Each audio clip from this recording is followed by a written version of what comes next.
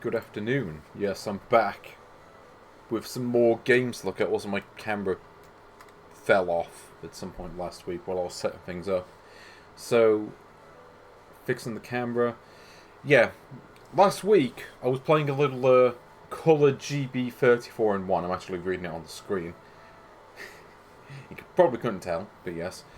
So, you know, I've taken a look at some games also. Wait, hold on, what's going on with the thing? Let me fix this. There we go, that's, is that better?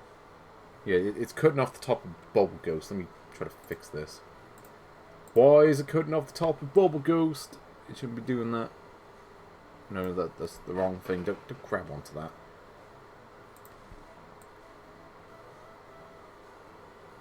Yep, getting all the technical issues right now. I don't know why it's doing that. It looked fine last week. But yeah, here we go. This is the list as of right now.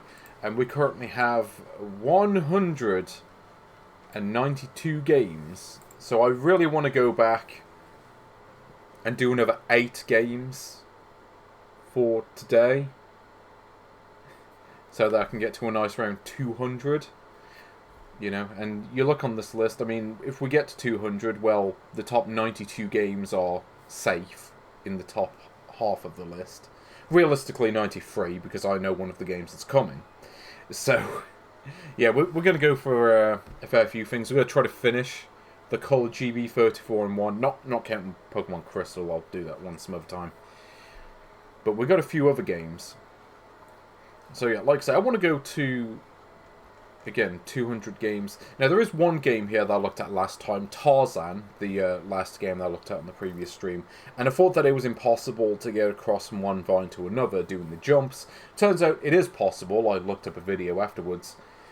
But there was one thing about that game that really stuck out to me, which was the second boss fight, where you jump on a crocodile's head, grab the coins it spits out, and you just keep doing that over and over until you win. But the person who played it, who clearly was experienced enough to be able to play through that game just casually, literally took 3.5 minutes, and that's only counting the time it took for the successful run, because I think they died a couple of times. And that successful run on its own, just the boss fight, literally took 3.5 minutes, which is insane. And the timer does stop when you get to the boss fight, probably because they knew that it would be like near impossible to do if the timer was going, but still. Yeah, I think its place at 182 is well deserved. But anyway, let's go to this multi-cart like I say I was playing last time and didn't quite get around to finishing, so let's try to do that today. Now, like I said, the last game I looked at previously was Tarzan. The Lord of the Jungle. Was my cable has gotten stuck on something. Nope, it's gotten caught on some other cable. Great. Well, should be fine. So, yeah. Now we have Tom and Jerry for the Famicom. Not the Famicom. I wish it was the Famicom. Okay, I think the sound is working. But yes, now you would probably expect this to be the Tom and Jerry game that I looked at last time. However, when we go into it, it is not. It is actually Tom and Jerry Frantic Antics, which I think is more like... I don't know if you consider this the sequel to the other game. I think technically this is a conversion of the Mega Drive game, because there was a Tom and Jerry game on Mega Drive. I've played that one a little bit, and I remember it not being very good. It's also loosely based on the film, which is also not very good. It's the one where they inexplicably made Tom and Jerry friends, and also made them talk, because they were so famous for talking in the films.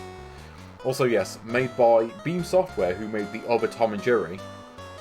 Yeah, that's the one thing that people remember about the film. We've got to have money. Which I'm pretty sure was what was going through High-Tech Expressions' head when they came up with the idea to make a game based on that film. I mean, that is the best part of the film, from what I remember. It's been a while since I've seen it. But yeah, so you can tell this is a different game by the fact that we actually get to play as Tom in this one. Usually, you only get to play as one of the characters, usually Jerry. Or in the case of the Master System game, you only get to play as Tom. So, if I remember this correctly, you have to collect the 4 pieces of the cheese wheel, or whatever it's supposed to be. There we go, Tom on a scooter.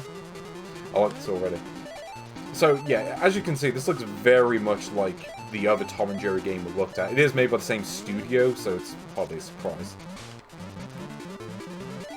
But yeah, like I said, I think you have to collect the 4 pieces of the cheese wheel. It's kind of like they took the previous game and tried to retrofit this into the Mega Drive game that they produced. Oh, also the wheel respawns, because the programmer wanted to be a bastard, but okay. But yeah, I don't know.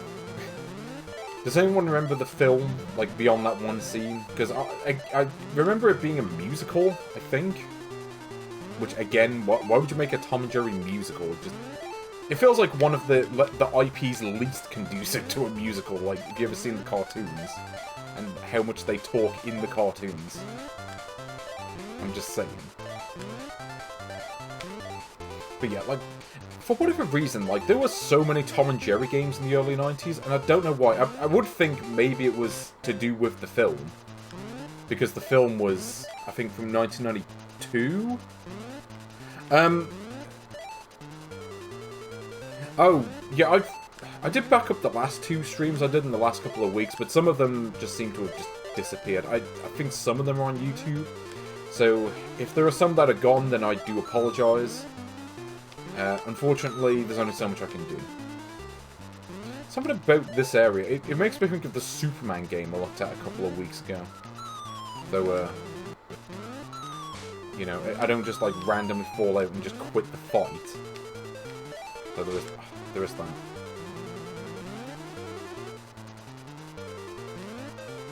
Also, I like this, you can just stand on this bit. So how big is this thing? I've only got one of the pieces. But you actually do get a health bar in this one.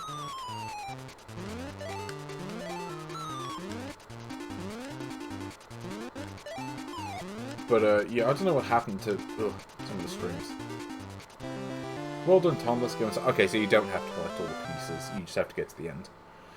Which is fine. So I do remember level 2 being a bit different. Also, yeah. Also a brown Tom. Because, I mean, there's only so much I can do with the colours. You know, you've got 12 different default colour schemes that you can use for most games. Certain games do have custom colour schemes when played on the Game Boy Color. Yeah, I remember this. So, yeah, this is based on the Mega Drive game, because this is very similar to level 2 in that game. But I think in that one... Oh, yeah, that happens. Yeah, because I think in the Mega Drive game, like, their platforms kind of get destroyed, or something like that. I don't know. See, that's just... Because, yeah, Wrecking Ball appears and they just, like, get flown off the screen. But you only take a little bit of damage, so you know, it could be worse. Oh, is this like Mario? Okay, press at the right time and you're fine. Also, you don't have any weapons or anything like that, you just have to survive.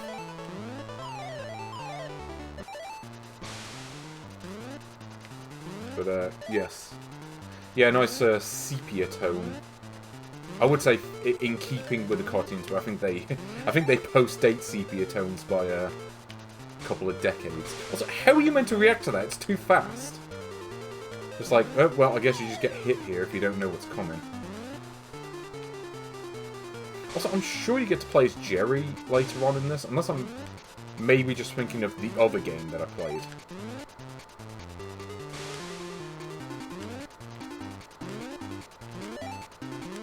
But yeah, it's kind of funny, like, I've played, like, a bunch of these, like, Beam Software license games, and so far they've generally been really bad.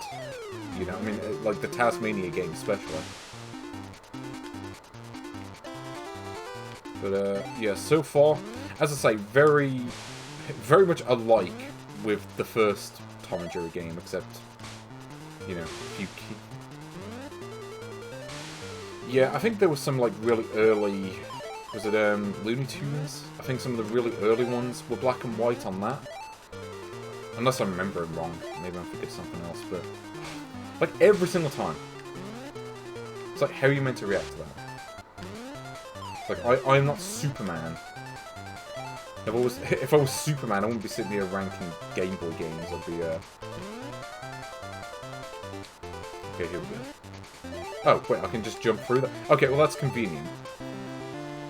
You can't leave Jerry. Okay, where is Jerry? Because I didn't see him anywhere on the level. I didn't see him anywhere on the map. Oh. No, okay, I guess we're fine. Is there a thing that you can do in this? Like, is there a thing where you can just find him in the level, and then you win?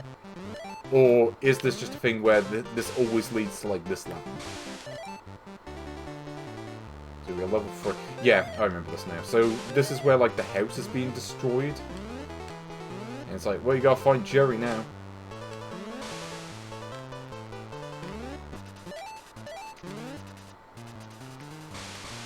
Also, like, I don't know what the deal is with, like, yeah, we just got a bunch of toy soldiers that just came to life. It's like, is this Tom and Jerry or is it Toy Story? Also, I can't even, like... It's like trying to... Wait, now because the platform despawned, now I have to do this again. And that's assuming this is even the correct way. Like, look at this. I gotta do this kind of jump, and it's... Yeah, it's more awkward than it needs to be, just because of the way you bounce off it. Oh, hello, Ian. How you doing? Playing some Tom and Jerry Frantic Antics to start off. Also, he just, like, falls through the map, which is interesting.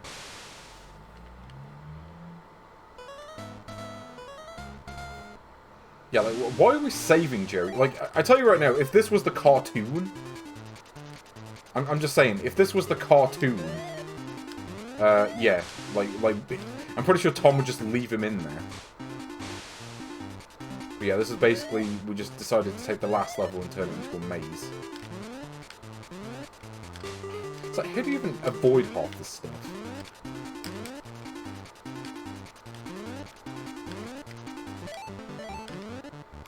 Fine, let's go down, since apparently down is like 15 floors.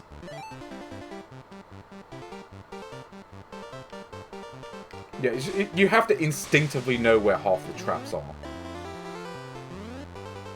And that's not good. I think that's really the problem, like... You know, like, given the size of the screen and the way that you move... Some of the traps, or, like, obstacles, whatever, are just way too fast to avoid. Unless you know they're there in advance, and know exactly, like, where to move to avoid them. And that's not good.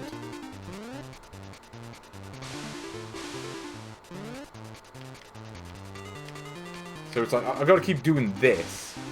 And of course, because the obstacles constantly respawn, because the programmer was a dick, yeah, it's basically just a case of...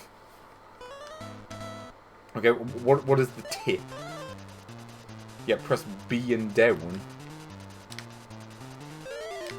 Okay, well, I'm pressing B and down, it's not working. It's like, oh, well, you got this special attack that doesn't actually work. Because, like, I'm trying to run and it's not working. Like, the special attack does not work.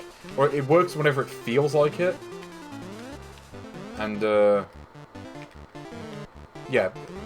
It's like, it just doesn't seem to work most of the time. Like, if anything, I think they made the controls too complex on how to do it. If anything, you should just be able to do it no matter what speed you're going. And I think that's where the issue comes in. So it's like, I have to jump on the chair, then jump off the chair, and then jump back onto the chair from a full jump. To be able to jump off it properly. And you're just like, okay, well, why?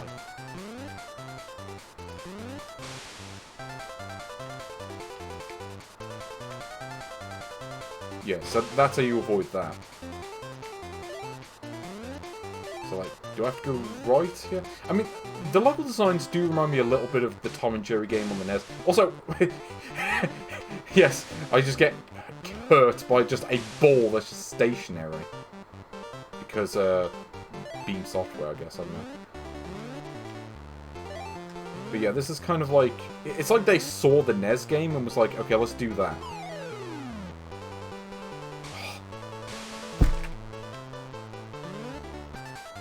You know, can someone get the person with a wrecking ball and just slap them?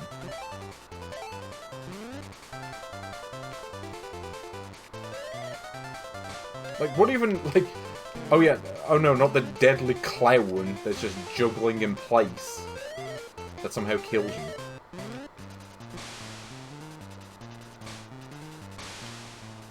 Like, have I ever successfully avoided one of those without getting hit by it 15 times? I don't know. You know, I'm actually amazed that they don't make you backtrack to the start of the level. But I think the level's designed in such a way that that may be impossible anyway. There we go, level 4. Deep water nearby. Yeah, so now we play as Jerry. So this is, yeah, if you remember the other Tom and Jerry game where you play as Jerry for the whole game. Also, wait, you can't climb on the ladder. It's like Action 52 ladder climbing. Like, you literally have to jump on the ladder. Which is weird, because I'm sure Tom could climb the ladder, like, normally. Oh, good. This is like some Alex Kidd shit right now. You should get health from the cheese. Okay, and you don't have to mash the buttons, you can just jump. Okay, that's fine.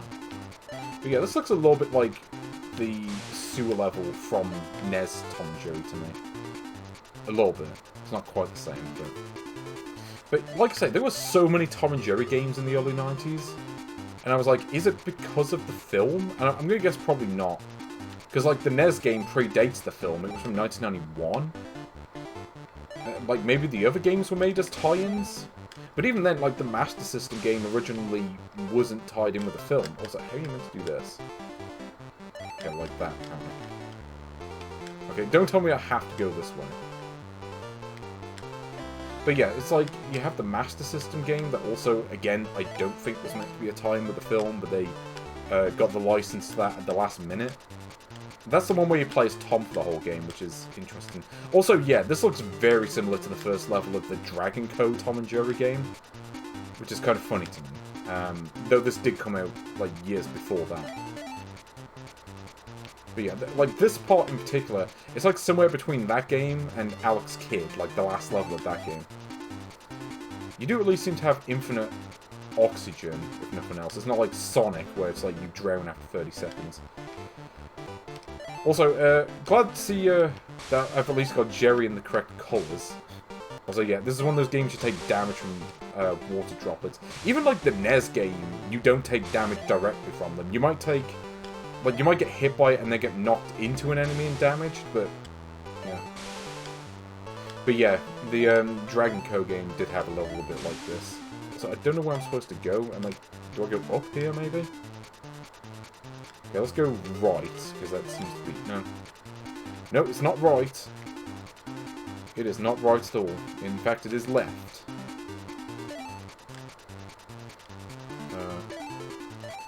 Okay, what am I supposed to do? Great, yeah, here's just a random clown to just kill you. I don't know what, like, clowns... What the clowns circuit has against Tom and Jerry. Like, was that a plot point in the film? I don't think it was. I don't think clowns were even in the film, I'm gonna be honest. But again, like, literal Action 52 jumping. And I don't know where I'm supposed to go. Like, maybe I'm supposed to go to the bottom of the level? Not that you can tell from playing this. Like, okay, let's try going this way.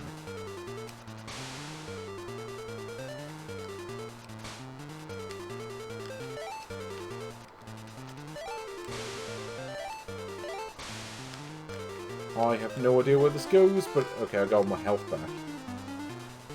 Oh, wait, what's going on? Do I... Okay, what am I supposed to do here? Do I jump on him? Just like evil Tom? Okay, I have no idea what I'm supposed to do, because you don't have any attacks. Pressing select doesn't do anything. Yeah, okay, so jumping on him just kills you. Yeah, I have no idea what you're supposed to do there. And of course, it makes you do the whole level again, because the designer was a dick. And wanted to waste your time. It's like, checkpoints? Nah, we can't be bothered with that, that's too much effort. It's like programming, like, a way to remember, like, what point in the stage you're on. Nah, let's not bother.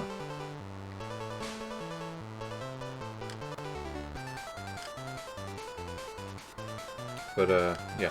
If anyone knows what you're supposed to do in that boss fight, I'd like to know. Like, is there, like, some hidden item that I'm supposed to get? It's like, oh yeah, here's, like, the secret weapon. And that's how you beat the boss fight. I didn't know you had a secret weapon, Luigi. Also, yeah, I'm thinking of the other Tom and Jerry games. Like I say, this game was on the Mega Drive, and again, I don't remember that one being very good. Kind of similar to this, but, you know, 16-bit. Probably looked a bit better, but, yeah, still wasn't great. Though, I will say this, it is better than the SNES game. The SNES game is just awful. And, yeah, it was made by, like, the people that went on to make Postal, I think. Maybe explains a thing or two. Maybe. Actually, I'm not certain. Maybe it just raises more questions. Okay, hold on. Let me... Okay, do I have, like, an attack? Of course, there's nowhere... There's no, like, good spot in the level to try out the attacks, because there's constant spikes everywhere. Because, like, Tom is, like, a spin attack? Okay. It's one of those things that, like... Okay, you have it, but it doesn't work reliably. Half the time, it just won't do it. Yeah, RSP, that's the one. At least now I know what to do. This is my turf. Okay, this is it. Okay, I get it. But again, like, trying to have the attack come out consistently, good luck.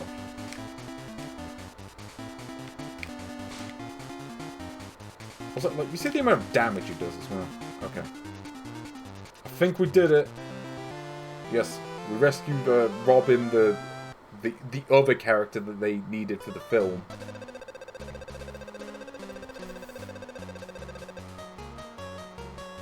How many stages are there to this? I actually don't know. But I think I've already gotten further in this than I did in the other game. Oh, now we get a password. Okay, how do you get passwords for this? Because something tells me this is one of those systems where there are passwords for each level, but there's some obfuscated way to get a password. Maybe.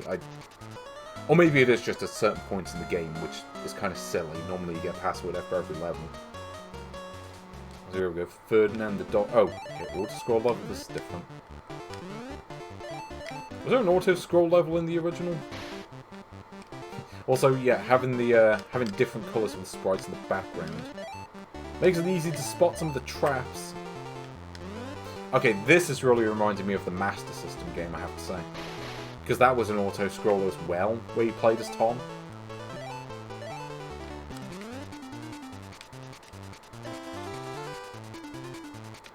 Yeah, so I did play the original on a previous stream. I'm pretty sure that stream where I played the first game is archived. I'm pretty certain I did save that one.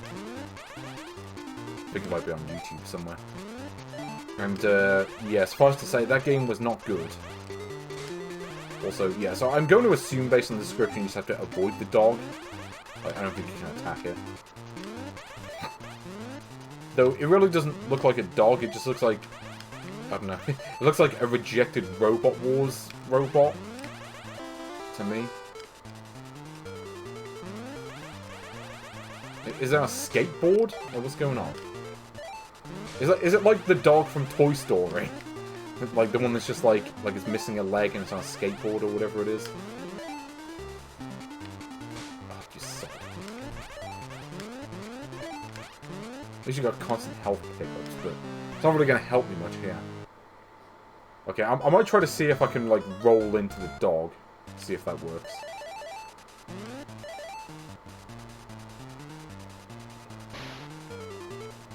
So, when does the "we've got to have money" man show up in this? I want to know. Do we have to get to, like, the last level? Because if this game had that scene in it, it would be the best game ever. Also, I like how last time I ran past the plate was fine. This time I run past the plate and take damage. And I was holding down the B button, so, you know, it's not a case of me not running fast enough. Also, yeah, try to make precision jumps with these controls as well. Okay, let me try this out. No, I can't run in front of this table, even though it looks like you should be able to. It just seems random what you're allowed to move in front of. Well, let's try this out. No, and of course he decides not to roll because he couldn't be arsed. Yeah, like, the roll just doesn't work reliably. Like, a lot of the time when I do the roll, just doesn't do it. Just like, yeah, can't be arsed. Also note the fact that the plate respawned, even though like, they constantly respawn. For, like, no reason.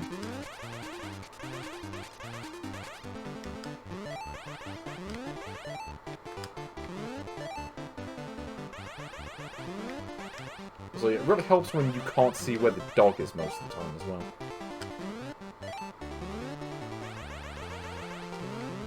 Okay, here we go. Oh, I got the health back!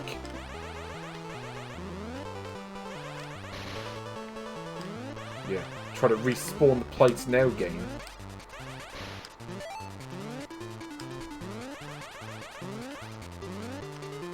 Okay, I think I figured out the pattern.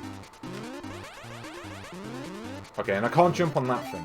Like, how do you even know what you're allowed to jump on and what you're not? It kind of looks the same either way to me.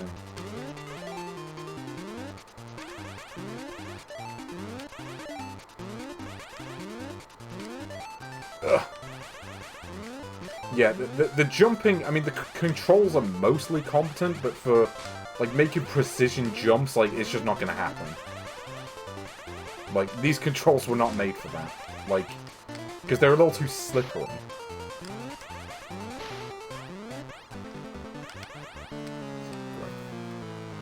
So, yeah, he got killed by a blooming toy soldier, because reasons. Continue... I don't think I'm going to bother. I think... Yeah, I think I has had quite enough. But okay, Tom and Jerry Frantic Antics. Where does the game go on this list? Well, we bring the list up. Yeah.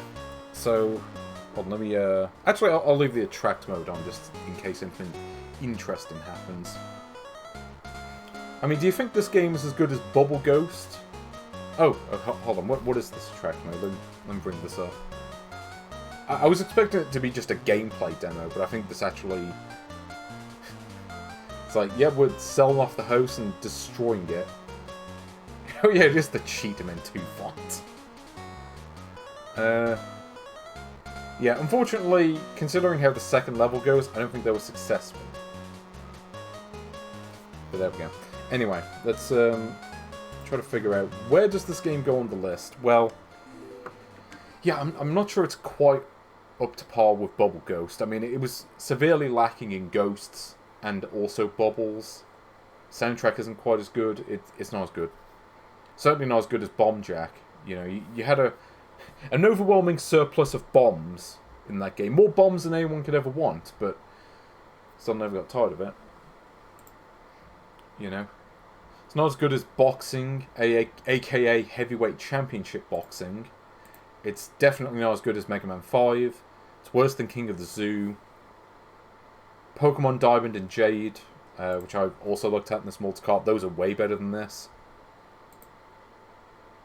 Buster Move 2 Arcade Edition, which is a weird name to have for a Game Boy game, that's better than this. It's certainly not as good as Looney Tunes Carrot Crazy. And it is certainly not as good as Ant Soldiers, the Sachen-produced Lemmings ripoff. Looney Tunes is a better game. I'm not a fan of that game. I think it's kind of bastard hard, but it's certainly a better made game than this. Duck Adventures is a better game. You'd be much better off playing Bubble Bobble Jr., even with not being able to see where the enemies are half the time. Dead Heat Scramble is better. But, okay, let's have a think about this. Is this game better or worse than the original Tom and Jerry game? Because that game you could only play as Jerry, but in this game you can play as both of them. And that's a definite point in its favour. There's more variety to the levels. Like, the third level you have to find Jerry. You got, like, a boss fight in the fourth level. There's a little bit more going on in this as compared to the first one. they tried to make it a tie-in with the film.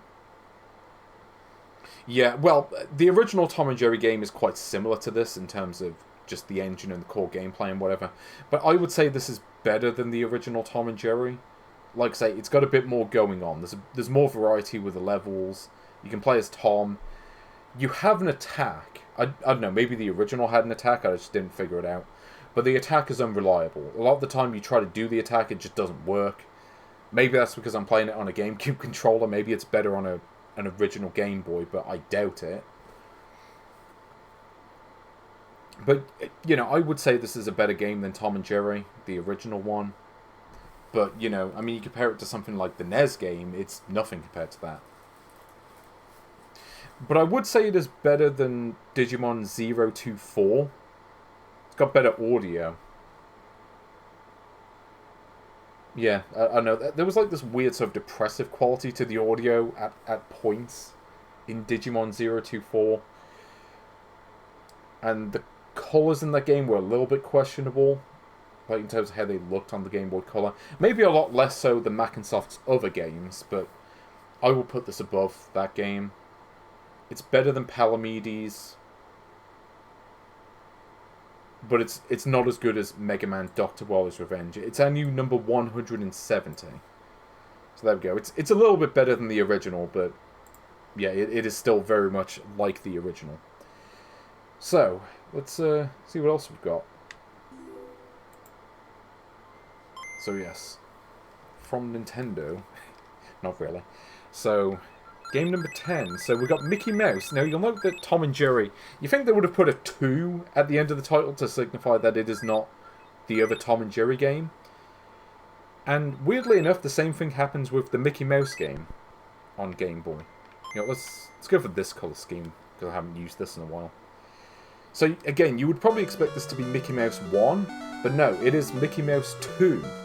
Also known as the Bugs Bunny Crazy Castle 2, also known as Hugo, also known as Mickey Mouse 1, because they made, like, billions of versions of these games, or at least that's what it feels like. I mean, Yong Yong is a funnier name, but I'm going to call them Mackinsoft, because that's who they are. But yeah, Mickey Mouse 2. Let's see what this is like. So I've played the original one of this a while ago. It was on one of the Game Boy Phil streams, I think. So, let's see how this compares with the first one. So the original one was a decent enough puzzle game. How are you doing, Robin? I hope you're well. Yeah, they made like 5 of these on the Game Boy. Like, probably more than anyone could want. But okay, let's see what Mickey Mouse 2 is like compared to the original. So this one, they've added all these side rooms in addition to the main levels. So we go. Oh! My favourite Disney movie. Ooh. Oh, also, yeah, they can do that. Okay, that's a good sprite. So that... Okay, we'll try this again. So I do have 1 key and 0 bows and arrows. Also, my lower half is hurting right now. I'm going to try to fix that. Okay, let's try not to get caught out. Yeah, here we go. Like, who even is this? This is meant to be Peg Like Pete? Yeah, just throw an arrow at him when I'm fine. Also, the W, it reminds me of, like, the Wario hat. But yeah, the hammer, I don't remember what that does, but I guess we'll find out in a bit. But yeah, like, Kimco made so many of these back in the day. Oh, no, I know what it does. So the hammer, you got to use it to break this block. So we collect the key, and the whole idea is you got to get all the keys to beat the level, as I just did. But yes, Hugo on Game Boy. I mean, there were actual Hugo games on Game Boy, or certainly Game Boy Color at least. But for some reason, they took one of these games. I think it was this game, and they made it a Hugo game for some reason. So this level feels a bit slower than the last one. But now I've got bombs.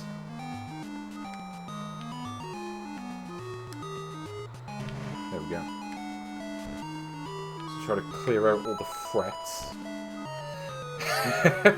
The Universal Studios game. I've heard of that game, I've never actually played it. I am playing this on the GameCube, but I never had that game. And yeah, what I heard about it was that it wasn't very good. Also, is this meant to be an ice level? I mean, it's hard to tell because of the colour scheme I set, but I guess there's only so much you can do with the monochrome Game Boy screen. Can this... For a second I was like, is that Count Duckula? But no, it obviously isn't. Here we go. Let's try to get all the keys. It is slightly annoying that the key counter goes up instead of down. So you don't really know how many keys there are in the level until you've got them all. Oh, here we go. How do I do this bit? I don't remember. So I don't think this bat can get onto this rope. Oh, hold on. Maybe I was supposed to save up the rope. Hold on. Am I missing something here? So I don't think there's anything else in these rooms. It's just like, you go into the room and that's it. Maybe the ones after this they count down. I remember it was either the third or fourth game that was basically a different game. It was, basically an unauthorized clone of PP Hammer. Or an unauthorized conversion, whatever it is. They basically took that game and basically ripped it off. And was like, yep, this is our game now. It was, I can't remember if it was the third game or the fourth one where they did that. Okay, so... what do I actually do here? So I've got to hold on to one of these bombs.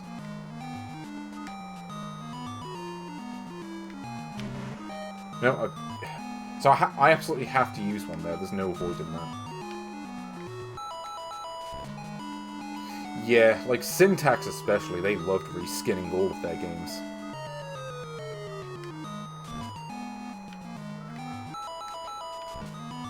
But yeah, so like I say, this is basically... they took the first Crazy Castle game and was like, okay, we're just going to do more of it. See, this is annoying. Where it's just like, you have to like lead the enemy towards you, but half the time the AI just decides not to. So yeah, basically I've got to go here, got to use the bomb on this thing. Also, for some reason I fell off there. I don't know if maybe it registered me pressing down.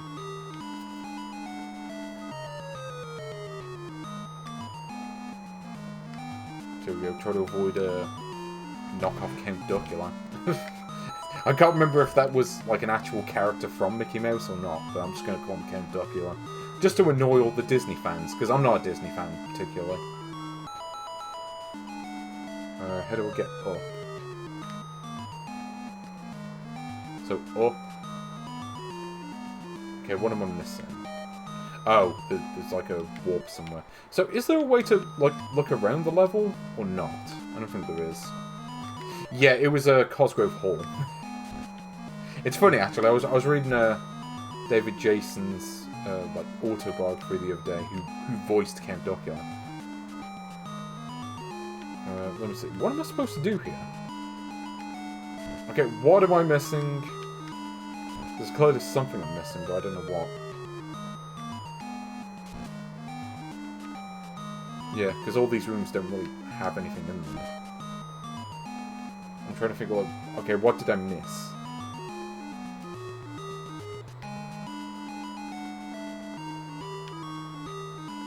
Because it's not like I can just, like, bounce off something and just expect to go up.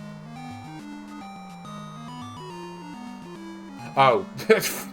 No, there was a W there the whole time. Okay, that's just me being an idiot. So, okay, I'll go here first. Trying to go get killed by Count Duckula. Okay, why do I just randomly fall off the platform? Like, I can only assume it's maybe registering me pressing down. It's probably one of those games where if you press down and left, you go down. Which is probably less of an issue on the Game Boy. Oh, no, this is the exit. But yeah, maybe it's just because I'm playing this on GameCube and that's where the issue is. There we go, so there's the same cube.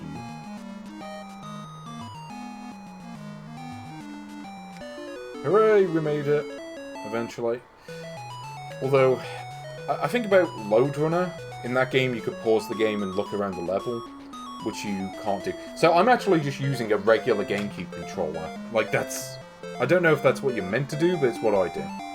Because I don't really have an alternative. So yeah, I'm literally just using a regular GameCube controller because that's what I have. Okay, so let's see what level 3 is like. So level 2 we have bombs, level 3 we're back to arrows.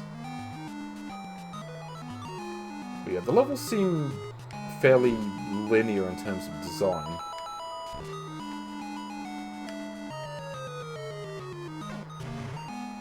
I mean, maybe you would have gone down the stairs, but I would have banked on that. Yeah, I mean, the GameCube pad is weird. I don't use the D-pad, because it's so tiny that it ends up being kind of useless, for me at least. Like, my hands are too big. Okay, don't know what I'm supposed to do there. I think it's just a case, it's like Resident Evil, they just don't give you enough ammo to deal with the enemies. Which I don't remember being an issue in the first game. Like, the first game, from what I remember, you didn't, I don't know, I think you did have direct attacks, but I think it was just a case of, like, you had to push blocks into the enemies. This game doesn't really have that.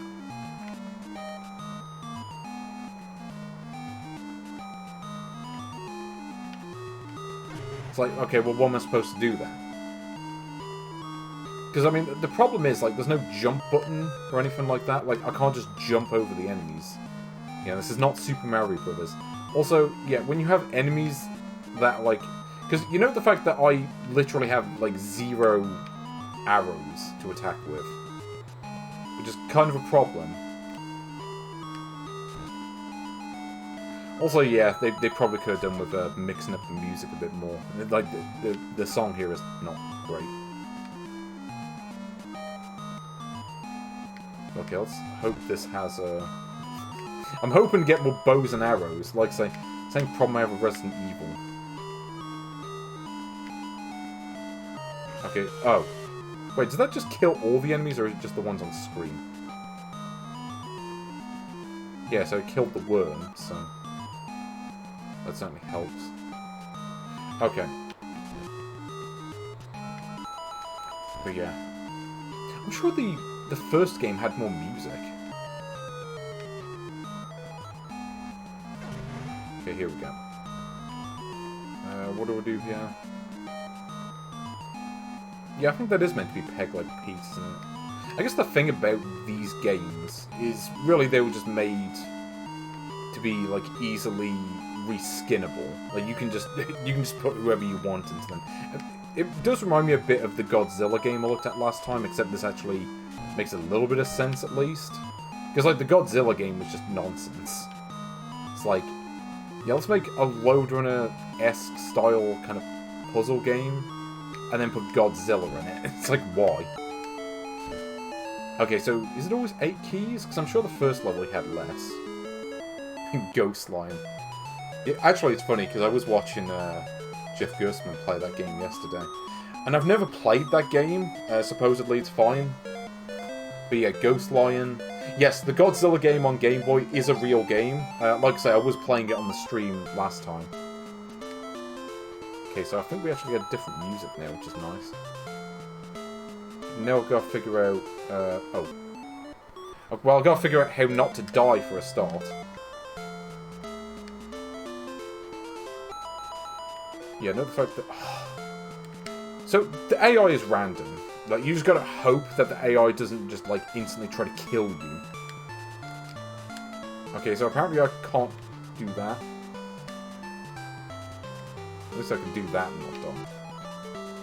So, it's weird how it seems random on when it decides to give you bombs or arrows. I don't really understand that. It's just kind of odd that you can't use both on the same level.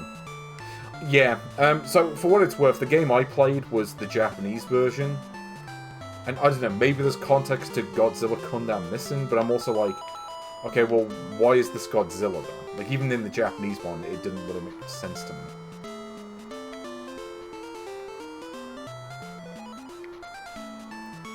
Okay, so this one seems a bit more straightforward. So, you do seem to have infinite time. So, it's not too bad to figure out. So this one, it seems like I was probably meant to use the bombs earlier, but I didn't. So now I've just got a stockpile of them. Yeah, because these soldiers or whatever can't get me. Here we go, to kill this dude. Go through the door. Open the floor, get on the door. Everybody kill the vampire duck thing.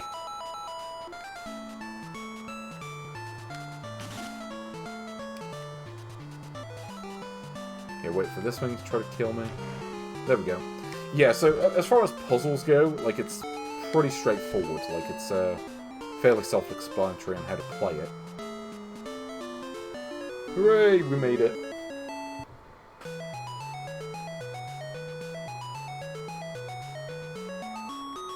But yes, stage 4 clear. So what is stage 5 going to be? So, you look on this map. I mean, how many stages is this? 28, I think? It's like 4x7. I don't remember how many levels the original game had. I want to say it was something like 64 levels. I'm guessing this is probably sets of levels. It's like you do the first 28, and then here's like another 28. Maybe.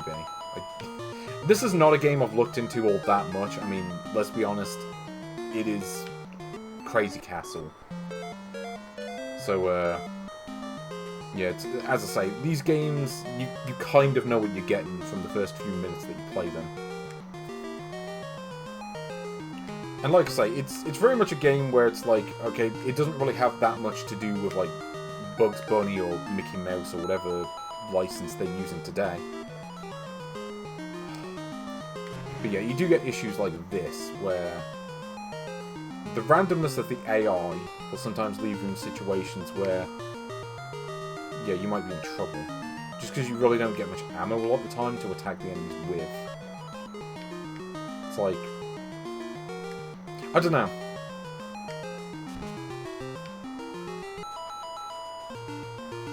Yeah, there's definitely better Chemco jams than this. It's certainly no Rescue the Embassy mission, I can tell you that. But here we go, so I'm out of bombs. Let's hope that there isn't an enemy on the floor that I'm trying to get to. So I've got to get all the keys. No, we're fine. Okay. But yeah. I do like Deja Vu. That's a good game. This one, trying to figure out my opinion. But it's kind of like it's kind of like I say, with this game, kind of what you see is what you get. It's like, yep, it's a game where you go through pipes, walk up stairs. It's mostly just kind of like, okay, you drop bombs. You get to drop bombs, collect a whole bunch of keys, open doors.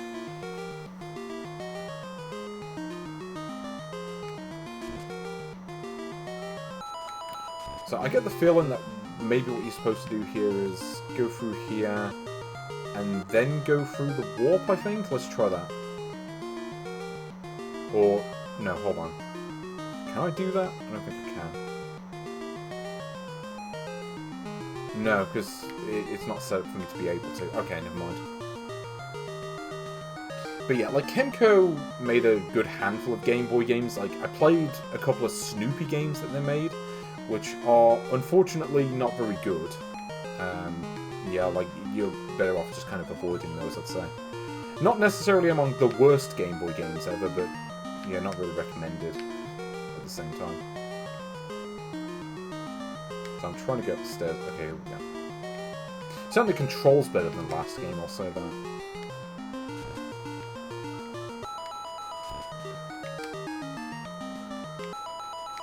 So here we go. Go down here, get the last coin. The last coin. The last... Also, I'm sorry, this looks less like a Disney character and more like one of the dudes that they used to have on Catchphrase who would show up during the puzzles. Like here is the big man that we use for the catchphrase puzzle. Okay. Oh. Is that going to try to kill me? Okay, it is. Okay, I see a walking bone, and I do not trust it. Yeah, I'm pretty sure you meant to avoid the W. I think you just get that if you need to go back and backtrack to an earlier part of the level to get the keys you missed. I do know that Kemco also made Sword of Hope, which was a really early game for the system. Which was apparently some kind of mix of an adventure game and an RPG. I don't know if that game's any good. I know that it's on the Nintendo Switch Online service. But yeah, whether that game's any good or not, I don't know. And, like I say, I mean, me, you know, not really being a fan of RPGs, I never really felt the need to play it. Okay, here we go. So, now they're kind of adding in elements to the first game a little bit. Yeah, here we go. So, okay, this is where they start adding in... Okay, now you can drop weights on the enemies. Thankfully, the enemies don't respawn like they do in something like Tom and Jerry Frantic Antics. In this game, you know, you kill an enemy, it stays dead, which is nice. Like that. That's convenient. I get the feeling I might need to hit all of them, though. So I don't know if the arrow got the beginning, that's like if you make a mistake. Or if I need that for an enemy that I can't drop a weight on. So, I'm guessing I have to break this thing? Oh. Okay, turns out the hammer thing is done automatically. I wasn't aware of that. I thought you had to press A. But no, apparently pressing A or B uses your weapon. I'll have to remember that. Yes, know about these bats that I gotta avoid. See, that's a real dick move. It's like... Yeah, like you see what the thing is. Okay, so at least if you miss the shot, you can just collect it again. And the problem is, if I... Yeah, like the bats move in such a way that you have to, like, try to form a sense of distance from it. So you don't get killed.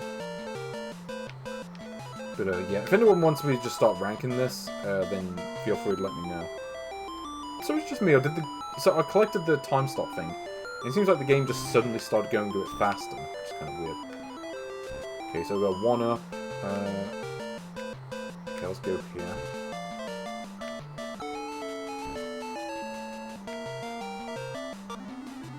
Okay, well, I'll see what the next level looks like, and then we'll probably rank it.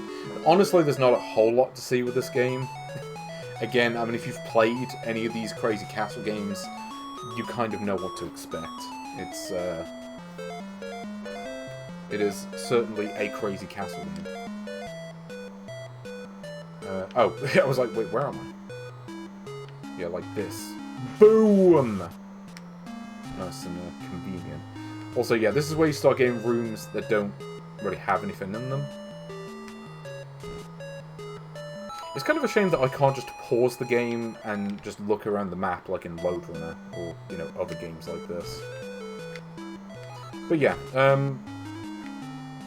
mean, I guess the problem is, I mean, I would play this further, but also, I'm not sure the game really has much to offer beyond what you've already seen.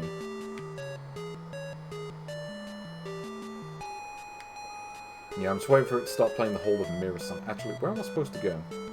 Well, death, apparently. Okay, well, I think we've seen all we need to see for this. Because honestly, some of these games, you need to play them for a while to kind of figure out, you know, what happens later. This one, I think I know exactly what I'm getting for the other 21 levels. So, okay. Where does Mickey Mouse 2 go on this list? Well, it certainly goes above Tom and Jerry Frantic Antics. I think we can all agree on that. In fact, let's see where the first game is. Yeah, here it is. Mickey Mouse 1, also known as Bugs Bunny Crazy Castle. Currently number 76 on the list. Is this better than Bugs Bunny Crazy Castle? Or Mickey Mouse 1? Well, you think about what it changes from the first game. It's got all those little side rooms that you go into. You got different weapons. You can just activate them whenever you want. I don't know if the music is necessarily as good, but it's still quite simple mechanically. but there's at least a little bit more going on. Like, it's got enough to keep it going. Also, hello Rampy, or is that Rampy? How are you doing? Hope you're well. So, yeah, Mickey Mouse 2. Is it better than Mickey Mouse 1? Because I think, when you think about it, you know, you compare the two games directly, I would say that this is maybe better, but not by a whole lot. That's the problem with, like, sequels on the Game Boy. A lot of the time, they're kind of just the same again, but more of it. I mean, even Tom and Jerry Frantic Antics isn't really that different from the first one. But I'm going to say that this is definitely better than Mickey Mouse 1. Just because, again, it's got a bit more to it. And, you know, a game like that, you want a little bit more in terms of mechanics. And it certainly doesn't overcomplicate matters with what it adds. You know, the different weapons. I mean, the enemies maybe could stand to be a bit more predictable. Also, yes, Game Boy Classic games, there's a lot of great ones. Hopefully we'll see some of those today. But, yeah, Mickey Mouse, I wouldn't necessarily call it a great game. We're probably looking somewhere on this page, if we're being honest. I mean, is it better than Hyper Load Runner? Maybe? Because I don't think that's an especially great version of Load Runner. Like, I would probably take this over that.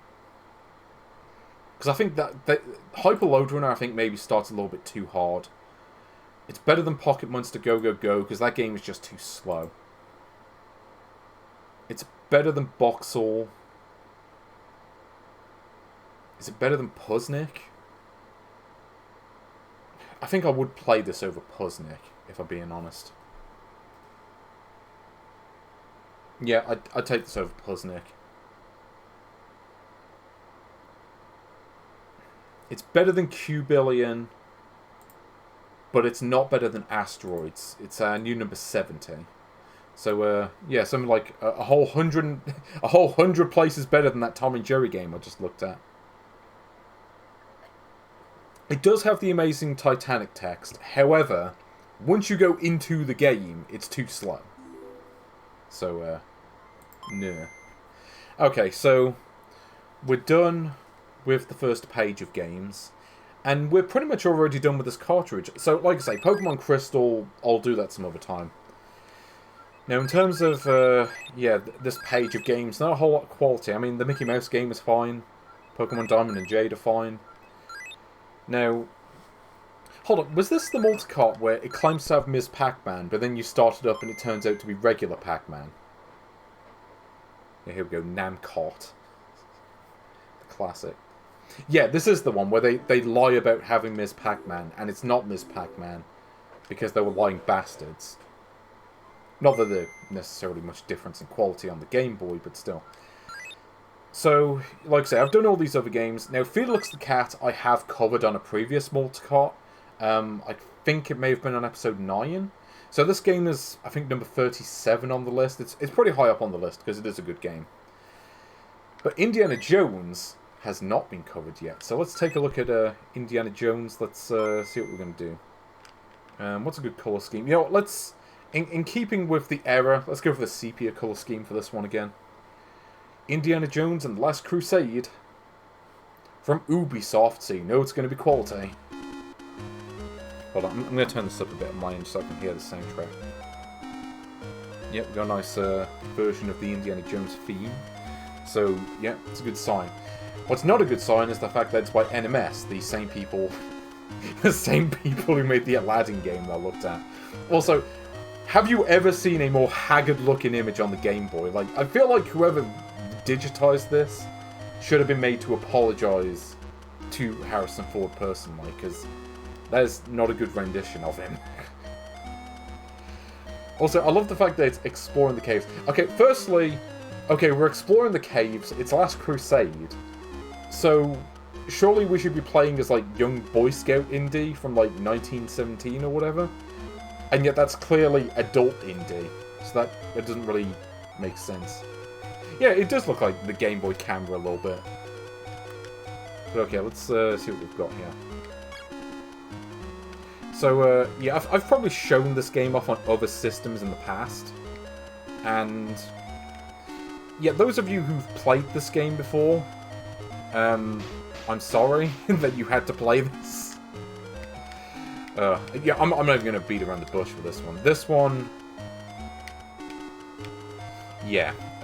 This was released on just about every system they could excuse releasing it on. So, this was released on the NES, it was on the Mega Drive, it was on, like, the 8-bit Sega systems, it was on, like, every computer at the time. Like, they released this on damn near everything. Anyone who grew up with a SNES, consider yourself lucky, because this was... the SNES was just about the one system that didn't get this game. And note the fact that I've lost pretty much all my health in the first, 10-15 seconds. And, yeah, you see how great the platform is. So here we go. Gotta gingerly make these jumps. Okay, I'm amazed touching that ceiling didn't kill me. There we go. Also, yeah, you can miss the ropes too, where, like, I obviously should have grabbed onto it, but the game just said no. So here we go, you got this dipshit moving back and forth on the rope. And again, like, why has he got, like, the jacket and the hat? Like, this is not accurate to the film. Which is funny, because, like, he doesn't have... Okay, so falling in this doesn't kill you like it does in the other versions. Also, yeah, you got this, where it's like, it looks like you should be able to grab on the rope, but then the game just says no. Yeah, so there's, like, weird differences between different versions of this game. So, like, yeah, as you say, like, the Amiga version has, like, young indie at this point. But, like, you play the Sega versions of this, and they don't have young indie. Nor does the NES version. In fact, the NES version is basically this game, just, like, half-assedly ported onto the NES. Like, they just took this game, and, yeah, like, literally slapped it on the NES. I'll say literally. Okay, figuratively, slapped it on the NES. Okay, let's use the dictionary definition. And didn't bother to, like, add any colour to the game or anything like that. It's just this game, but it's on the NES. Oh, also the game does this, so you can't even see the heads-up display. It's like, oh yeah, you want to see how much time you got left? Well, screw you. Also, yeah, the first level is a maze, so have fun with that too. So I think I've got to go right. So, like I say, I've played this on the NES, and I can tell you right now, it is one of the worst games on the NES. But as for this version, there are differences. Because I think there's actually less music in the NES version. I think in that version, you only have this Indiana Jones theme for the entire game. Like, it's the only song in the game. This version does change up the music at points. Like, I think there is a boss theme, for instance. Also, yeah, for some reason, I never understood why this got ported to the NES. Considering that the NES already had a Last Crusade game, it just seems pointless. Also, yeah, you can't go through that, even though it looks like you should be able to, but you cannot. Yeah, I mean, having this for the entire game is probably not a good idea. I don't know, like, the rendition itself is fun, but it's also... yeah, kind of think you get tired of it after a while. I just think of Urinating Tree's old review of the Mega Drive version of this game. Nazis programmed this piece of shit! Also, yeah, here we go. So, of course you have to waste your time waiting for these enemies to move out of the way. So I'm trying to remember the correct way. I think this is it. And you don't get any weapons or anything like that at this point. Which is also true of the NES game. Funnily enough, the Sega versions you actually do get the whip right away. Which is really funny. So it's like, you get the whip. And like, you look at how long this corridor is as well. It's like, fuck you for wanting to play this game. It's like, here's just a long corridor to nowhere. And it's like, you literally have to keep jumping just to have more time to do it.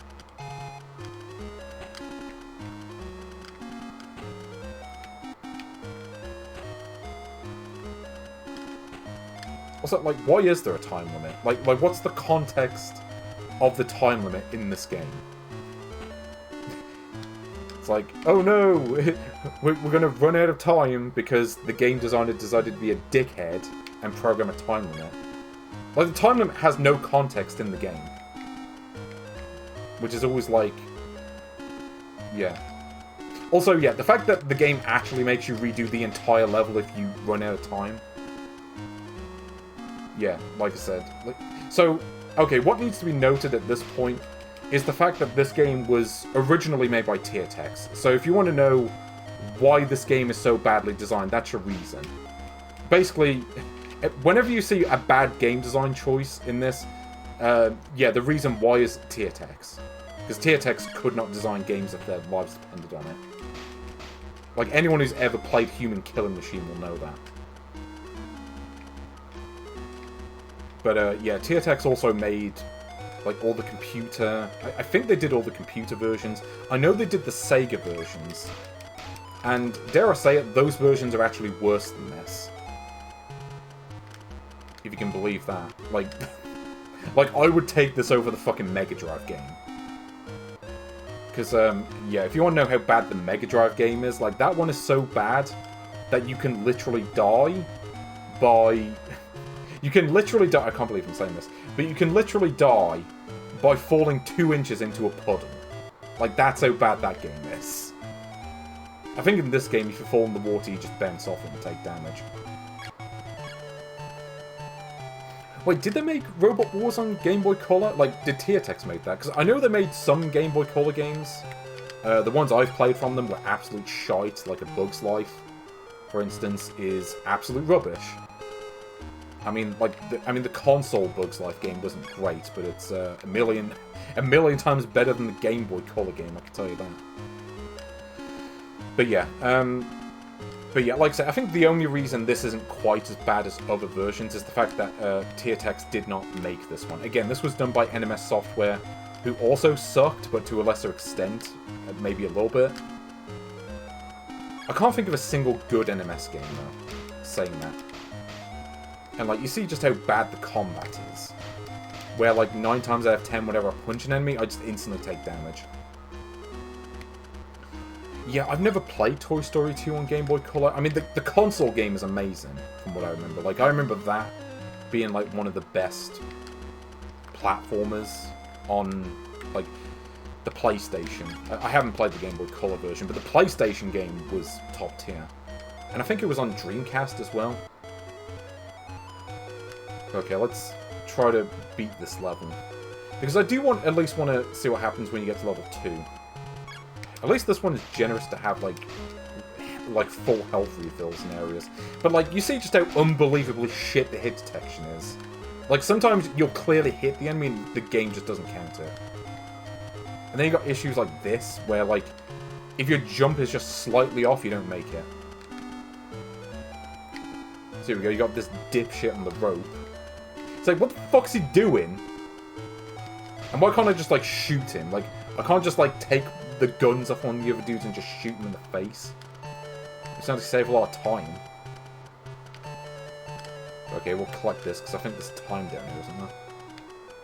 Is there time? Or something? Okay, yeah, there was that thing.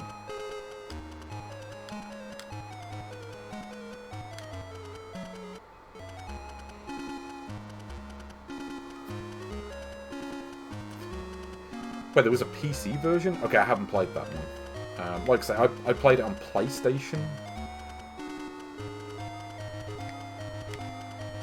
Okay, let's make this jump this time. So maybe it's like I go up here and then... Nope. Okay, okay, here's a question. What am I actually supposed to do to beat this level? Like, what am I missing? Because I do remember seeing a walkthrough of this game online.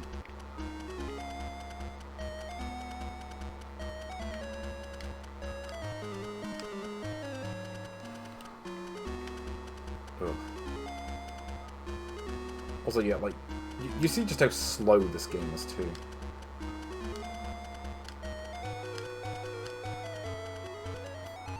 And it's just like, yeah, we just decided that you just ran out of time for, like, no reason. Also, wait, encoding overloaded? What's going on? How do I fix this?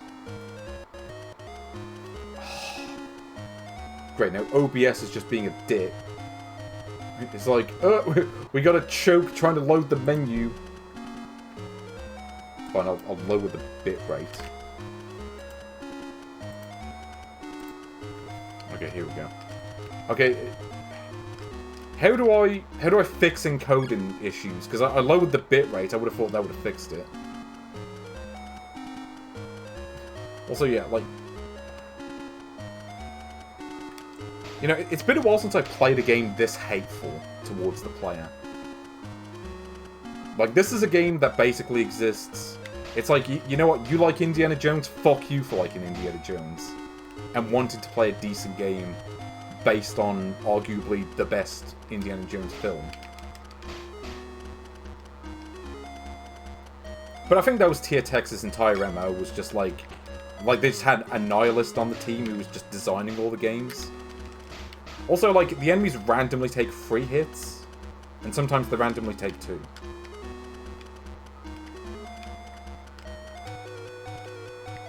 And sometimes you get stuck on the rope. Yeah, I got a better idea. What happens if I just jump over the enemy? No, you can't jump over the enemy because the game hates you and wants you to fail. Like I said, it's been a while since I played a game this, like, hateful. Like, when was the last time? Like maybe a, like, Radical Rescue? Like, that's a game that hates your guts. Just for existing. I've got to be honest, I'm not a huge fan of Temple of Doom. I remember it being kind of slow going. Like, Temple of Doom is fine, but it's, I don't know, I'm not a huge fan of it personally. I'm like, I'm more of a Raiders and Crusade fan myself. Though, I've got to be honest, I also really liked Dial of Destiny, which most people just didn't seem to watch, and that is unfortunate, because I thought that was really good. In fact, I would dare say it's my 3rd favourite. Like, I like it more than Temple of Doom. Temple of Doom is fine, but as I say, it's kind of slow going. It maybe could have had a bit more pace to it. Much like this game, really. In fact, I would say this game more so than that film, but, you know. And, yeah, I mean, the less said about Kingdom of the Crystal Skull, the better. I mean, that film can die in a fire, as far as I'm concerned. Just, like, that film, like, fuck that film, fuck Shia LaBeouf's character, and just fuck Shia LaBeouf's entire existence. Like, that man made one good meme, and that's the only thing he's worth, is that one meme. Apart from that, he can sod off and die. Much like this game, really. You know, I think Shia LaBeouf made this game. That's the only explanation. Also, like, you can't even grab on this rope. Like, look at this.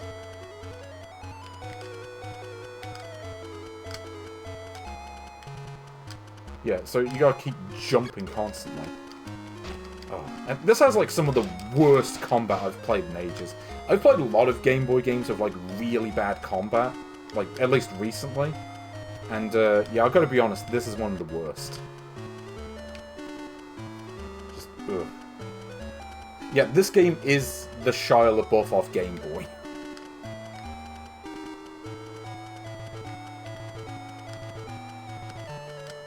There we go. This is how you play it. You got to keep jumping. Like a rabbit. Which Indiana Jones is famous for being a rabbit. Apparently.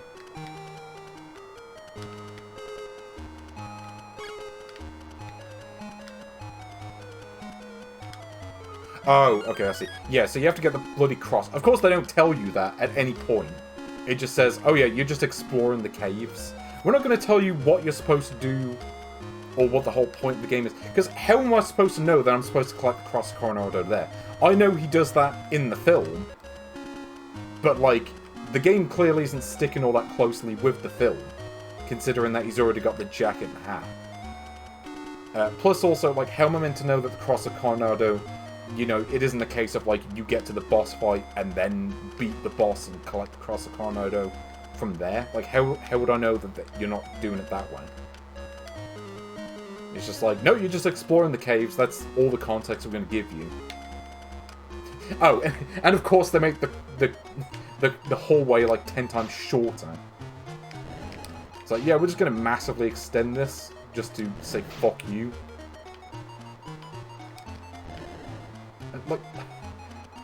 And like, wow, this boss fight is terrible.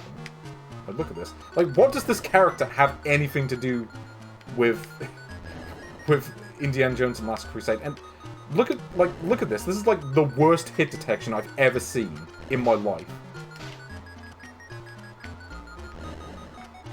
And this boss fight, I know, was in the Mega Drive game as well. And it made just as much sense there. But at least there you had a whip to attack the boss fight with.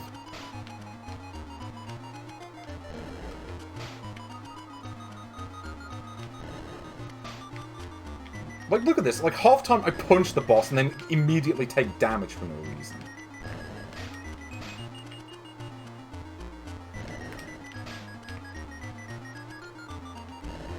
And, like, because you have to be, like a centimeter away from the boss to hit it. Like, half time you can't even get hitting because the hit detection's so broken. Like, your hitbox is, like, twice the size of, like... It's, like, twice the size of the actual sprite. And, of course, the boss's hitbox is, like, half the size of its sprite. So actually hitting is, like, near impossible. Oh, and also, like, note how, like, slow this is. You get bounced around like a pinball every single time you get hit.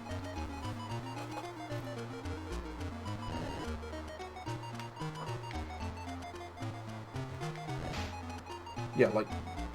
Yeah, we're just gonna bounce around like a pinball because we hate you. That's the only explanation. Like, I mean, this is from the same people who made Aladdin on... It is from the same people who made the piece of shit Aladdin Game Boy game.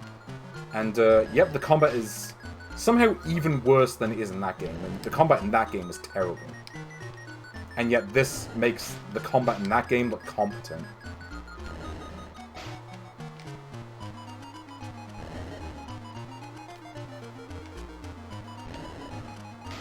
And look at how many times you have to hit the boss. It's like playing DDR with a controller. And when your attack range is like 1 pixel, yeah, good luck.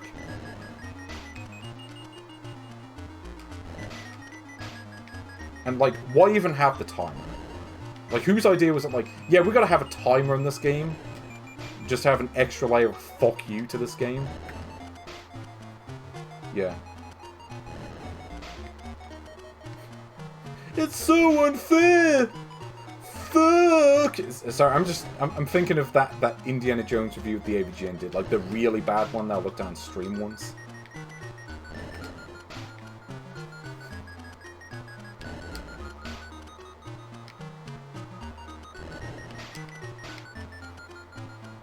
I'm like, who is this even supposed to be? Like, I'm pretty certain this character was not in the film. Like, you know, he gets the cross coronado from... Like, I don't know, is it meant to be like one of the bandit dudes they took it off?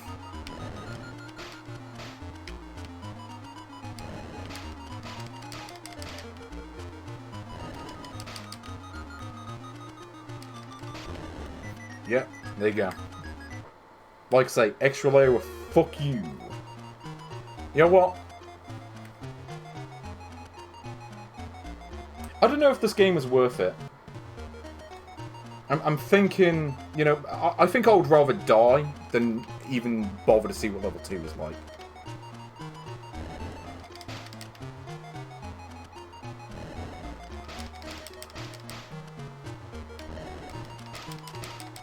Yeah, so this is the only way to do it. You just have to spam hits. Basically kill the boss before it kills you. I'm gonna have one more go on this, and then I'm gonna tell this game to go fuck its face. Actually, I might already do that. Ugh.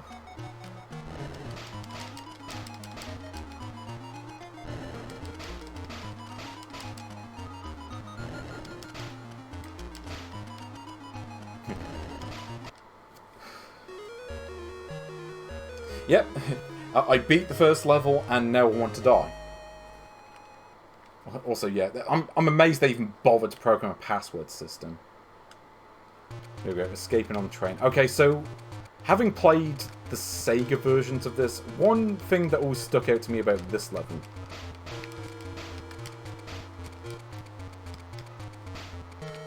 Also, yeah, note the fact that you still don't have the whip at this point. Which I guess makes sense, but also, like, why am I fighting, like, Native Americans?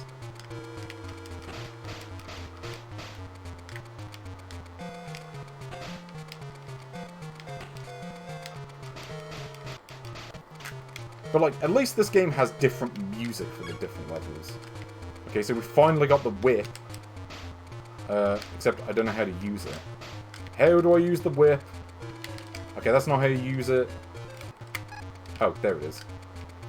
Hold on. Does this thing do the same trick that the Mega Drive does, where there are just, like, pits that kill you instantly and you can't see them?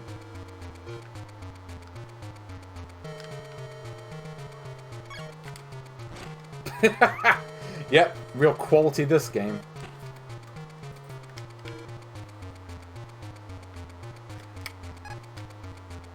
It's like, fuck you! I've got a whip now. Try to beat this. Yeah, this is it. Just spam the whip until you win.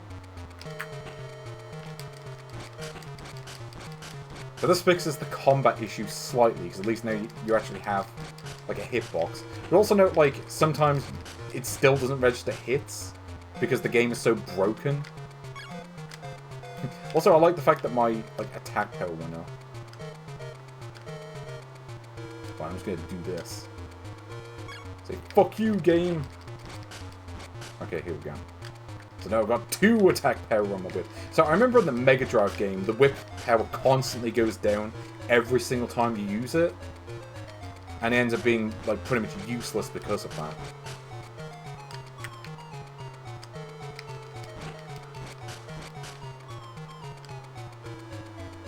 But, yeah, here we go. So, I'm pretty certain on the NES version of this, you only get the Indiana Jones theme for the entire game. Yep, I think that sums this up well. Continue. Yeah, I think you'd have to pay me $1 million to consider continuing beyond that point. Like, literally. Like, in cash. Tax-free. So what do you think? Is Indiana Jones and the Last Crusade... do you think it's a better game than Mickey Mouse 2? I mean, this isn't a Mickey Mouse game. This isn't even Betty Boop. You know, it's... Yeah, it's like... It's like Urinating Tree said at the time. Nazis programmed this piece of shit. Well, they might as well have.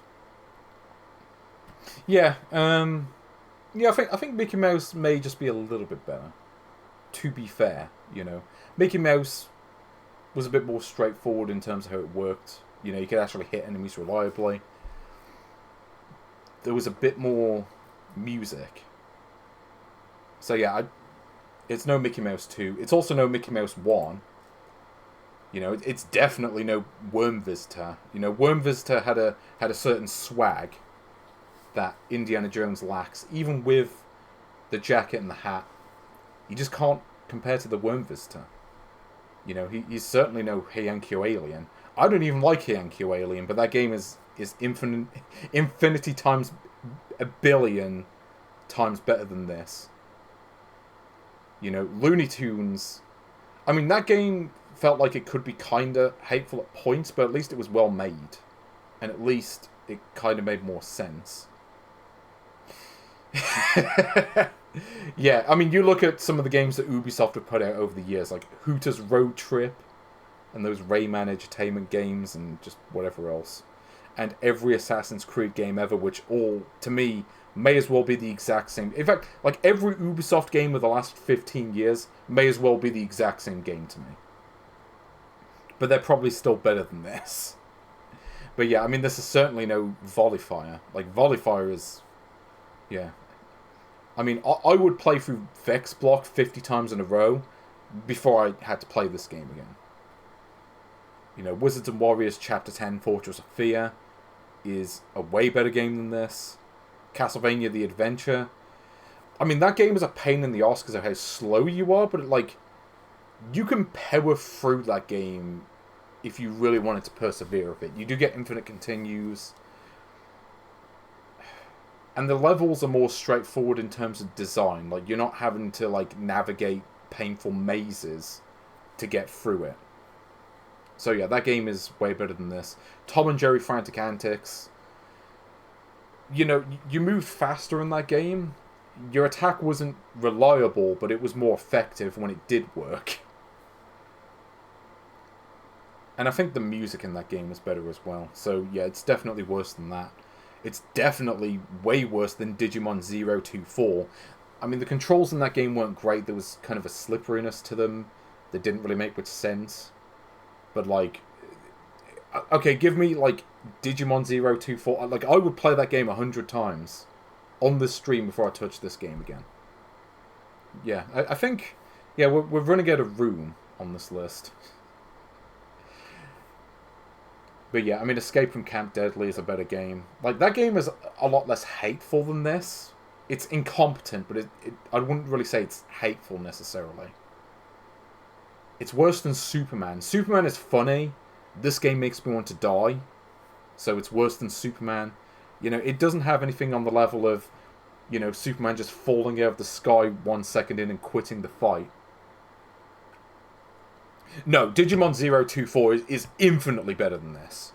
Okay, and I will play through that game on stream before I have to touch this piece of shit Last Crusade game again. It's worse than Tarzan. Like, Tarzan isn't good, but the core platforming kind of works for the most part. I mean, that game is also kind of a giant maze, but the time limit isn't nearly as tight. Yeah, pretty much the only games that go below the buffer zone are the ones that just don't work. Like, they don't really function as games. Like, okay, let's put it this way. Anything above the buffer zone is at least... Like, it at least functions as a game. And I can at least say this. Indiana Jones and the Last Crusade, it functions enough to go above the buffer zone. But it's definitely somewhere in the bottom 10. Like, Teenage Mutant Ninja Turtles 3 Radical Rescue is also a very hateful game and wants you to suffer. But at least that game is well made. It's got a better soundtrack, better controls. Also, hello Clip, how you doing?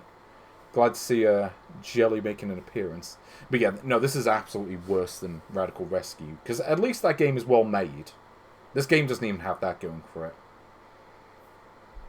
I mean, it's worse than Spider-Man X-Men Arcade's Revenge. I could at least get further in that game before wanting to die. I mean, the first level is tedious, but at least they don't give you a 2-minute time limit to beat it. It's worse than Amazing Spider-Man 2. Like, I would rather sit down and try to figure out how to progress in Amazing Spider-Man 2 than I would play this game again. It's worse than Primitive Princess. That game is slow and tedious, but it's more playable. F1 Race made me want to die, but this game also makes me want to die. Like, F1 Race is unusually incompetent as far as Nintendo games go. That game is also kind of hateful in the sense that you have to win the race to qualify for the next one. But it's, like, a more normal kind of hateful than this. Like, this is tier text hateful, which is a very cruel and unusual punishment for anyone. So it's worse than F1 Race. I would play through Pokemon Adventure 50 times before I had to play this again. A game I have played through several times in the past.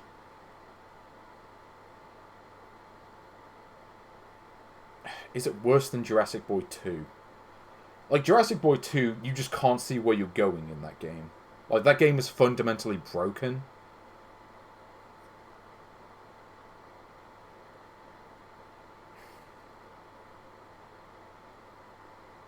It's not as bad as Tasmania 2. It's definitely better than that, because, like, that game was just, like, mechanically broken more so than this. Like, it's like, okay, you can spin for, like, 5 seconds, and then your meter runs out, and then you're fucked. Like, that's how Tasmania 2 works. This game, at least you can get the whip, and it functions more or less how you would expect. You don't run out of it like you do on the Master System. So, I can at least say that. You know, it's better than Tasmania 2.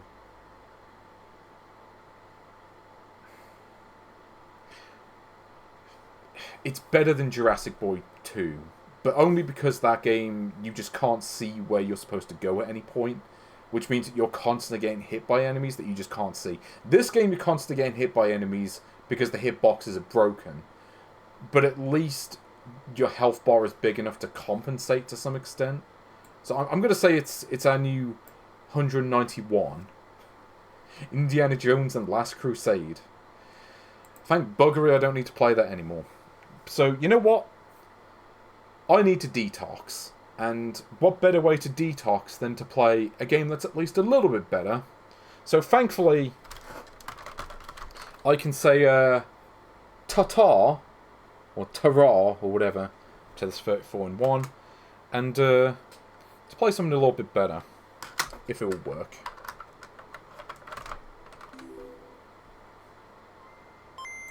Here we go. Yeah, here we go. So I played Kirby's Block Ball recently, and I'm like, you know what? I haven't done Kirby's Dream Land on this stream, and I don't have any multi-cards for the game on it, so let's do it now. 34 in 1, go flying! Okay, so let's have a quick go on Kirby's Dream Land. I probably won't spend a whole lot of time on this game because, let's be honest, you probably know how this game works already, if you're familiar with the Game Boy, but we'll have a quick go on it. So Kirby's Dream Land is a bit of a different entry to, well, everything that came afterwards. So the big difference between this and later games is you cannot transform in 2 different forms, like, it just doesn't work. So we go in here, and it's like, ooh, we got the power-ups. Well, I didn't take damage yet, so I'll leave that. So yeah, this game you can only swallow enemies and spit them back out. So, yeah, this is not Kirby's Adventure or, well, whatever else, you know, Kirby Superstar. I mean, I've played a handful of these games, though I'll say for the record, I've never played Kirby's Dream Land 2. I just don't have that game. But yeah. So, this game, well, as I say, it really was the first in the series. You know, this is where it all began. And, you know, some things are very familiar. As I say, a couple of things... well, certainly the gameplay is very different compared to later games. Like, let's put it this way. It works in a very different way to all the sequels. But as you can see, stylistically, it's pretty much already there. I mean, obviously, you know, the game isn't really in full colour because it's a monochrome Game Boy game. But you can't really blame that on this, because obviously it's not a Game Boy Color game, so yeah. And this even predates Super Game Boy. Oops. Yeah, this predates Super Game Boy. So, I've got to be honest. So, like I said on a previous stream, I didn't have any of the Kirby games as a kid, except for Kirby's Block Ball, which is really nothing like the rest of the series. I mean, that's basically a breakout game with Kirby in it. And this, yeah, like I say, I mean, my introduction to Kirby was very unorthodox, because that was the one Kirby game I had back in the day. And I didn't play these, like, main platformer games until much later. So, I figure, you know, we have to at least look at this one. As I say, I don't have Kirby's Dream Land 2, and admittedly, I've never played it. But, see what this is like. But I have played this one. I actually did play through this in the past, so I kind of know what I'm doing, to some extent.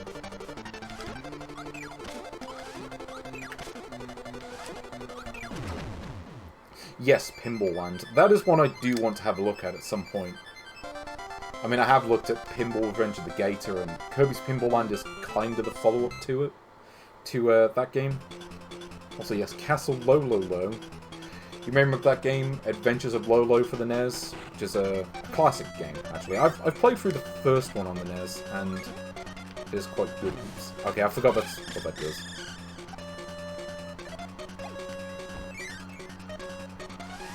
Oh, hold on. Actually, what happens if you go up? Oh, okay, it won't let me go back. Here we go, I can just do this all day if I want to. But yeah, I mean, after Indiana Jones, I kind of need this.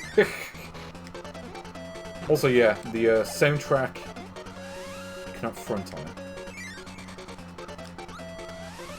Also, yeah, I'm a bit rusty on this series. You'll have to forgive me.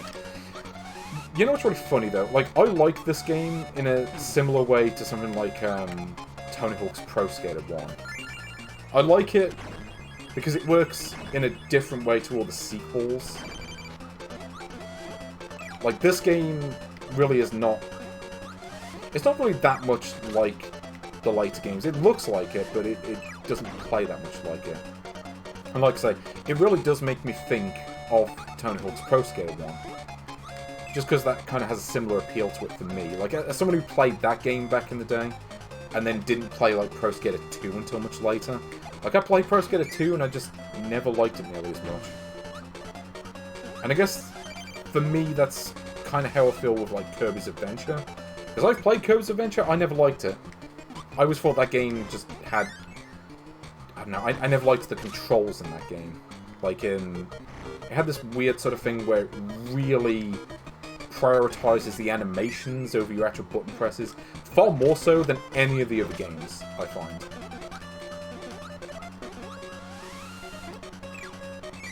Here we go. Where's the boss fight at? But yeah, I do remember this being a pretty short game. I think there's only 5 levels.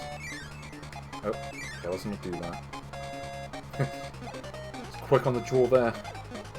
Although I don't remember what that face does. Oh, you sod. Okay. Ah, here we go. Yeah, I remember this. I forgot you can't go through the doors! I forgot that's a thing you can't do in this. And also they can do that. Actually, no, do you have to hit them with the blocks? Or not? I don't remember. Ugh. No! Tried to jump in, wouldn't work. Okay, I think I figured it out.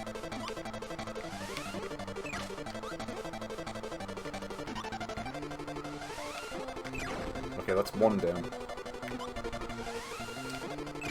Ooh. Oh, I made a bad decision. Okay, I got away with it. I thought he had 2 hits left for some reason. But yeah, you just fight low, or low, whatever. Yeah, like I say, I never liked Kirby's Adventure. I didn't like the controls in it, really. Which is weird, because, again, I don't really have that problem with any of the other games. I don't know what it is, but something about that game just really did not click with me. Which is funny, because, like, Kirby Superstar on the SNES is literally one of my favourite SNES games. I'm not a big SNES person, but that game is a classic. And I have played through it in full, so pretty confident in saying that. It's one I really should just go back and play through, like, try to get the achievements on it, just for the hell of it. Because that's a game where I'm like, you know, I would like to do that. Okay, this is where you can't just spam doing this, because the enemies do come from the top of the screen, I think. Ugh. As I say, I'm a bit rusty on this. So this is one of those games where, like, when you beat it, you get a hard mode, I think. Which I never bothered with. Like, when it comes to, like, pretty much any game, when I'm done with it, I just turn the game off and play something else. Like, I normally just don't bother with hard modes. It doesn't matter how good the game is. It could be Contra, or Super Mario Brothers, or whatever. Like, I just don't really bother with them. Okay, I need that. Oh. Okay, I was looking at the chat. I forgot the enemies respawn in this.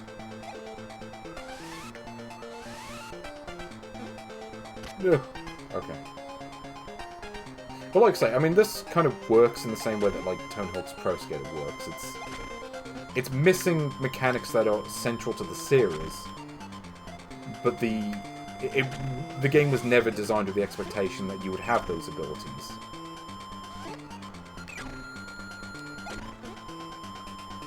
Okay, let's see what's in here. But yeah, I'm probably going to play this level and then we'll move on to ranking it. Because like I say, I mean, if you've played the Game Boy, you probably know this game anyway.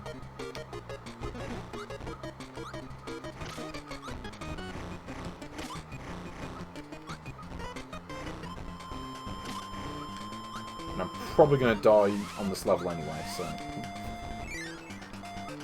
I don't remember what the boss fight is. This will lead to the boss fight. Oh yeah, the giant whale thing. I forgot about this. Oops. See, just moments like that, I like. But yeah, I mean, you do lose something by not getting all the transformations, I will say that. Oh yeah, here we go. Yeah, this thing. It's a bit like fighting Tatanga in Super Mario Land. Like, even kind of a similar firing pattern.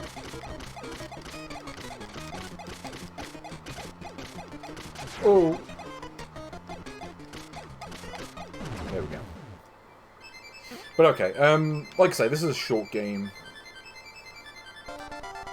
See what level 4 is like. Ooh. The bubbly clouds.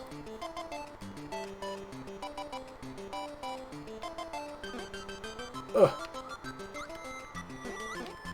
I remember this. Something about this level... You know what this makes me think of? And this is going to sound really weird. It makes me think of the Tom Sawyer game for the Famicom.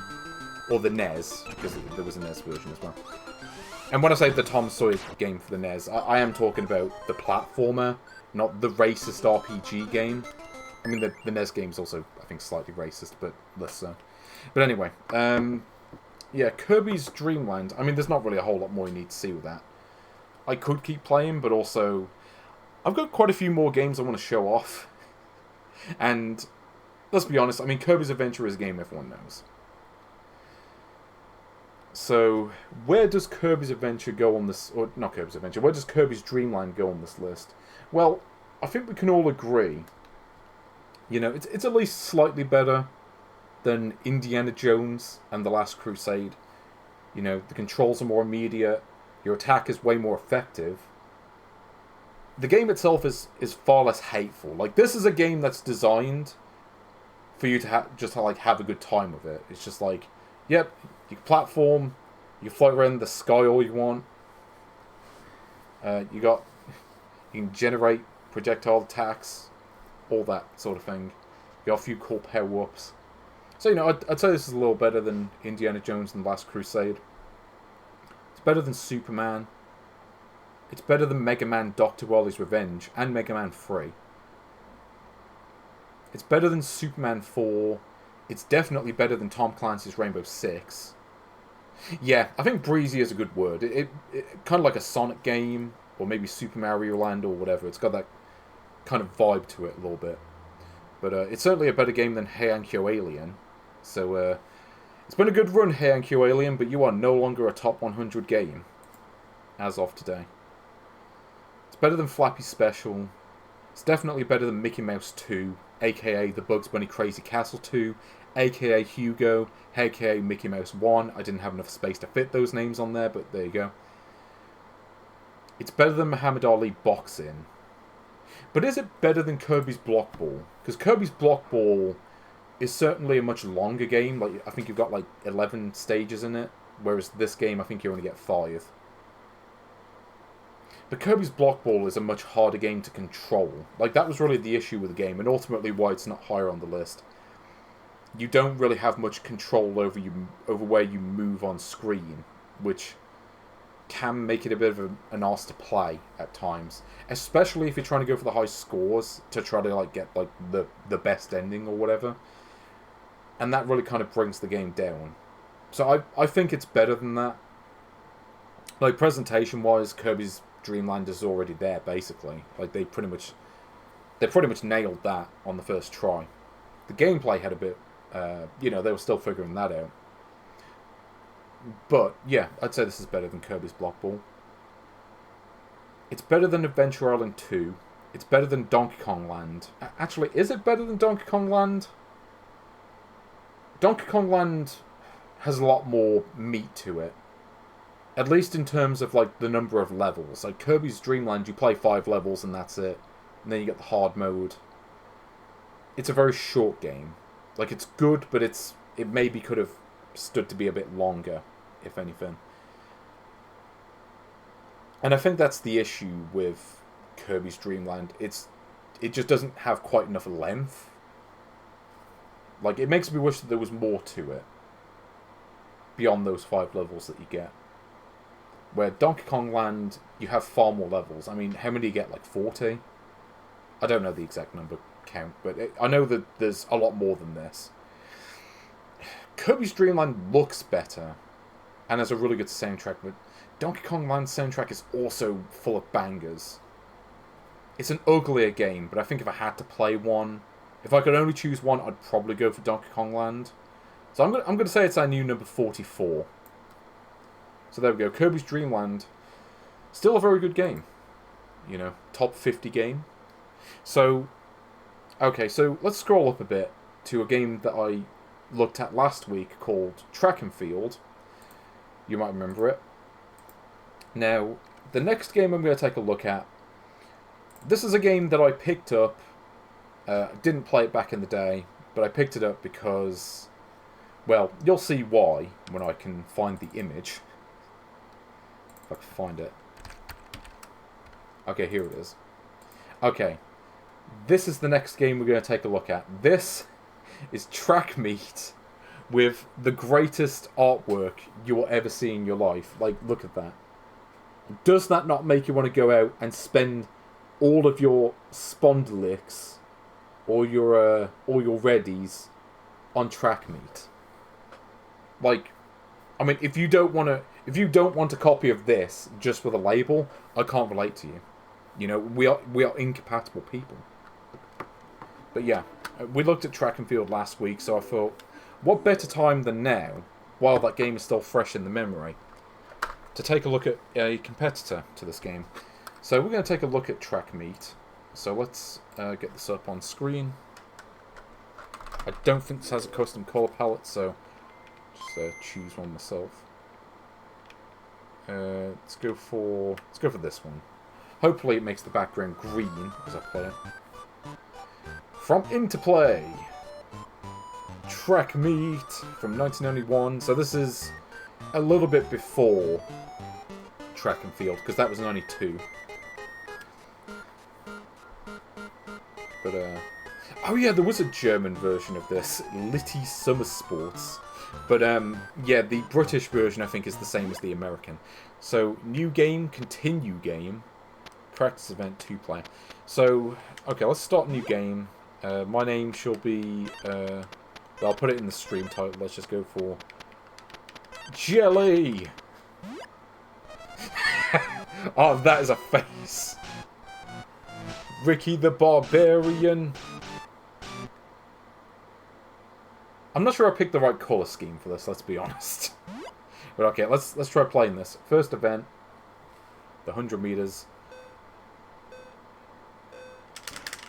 Okay, so this one controls a little bit differently to the Track and Field. So in that game, you, for the running events, had to keep mashing A and B.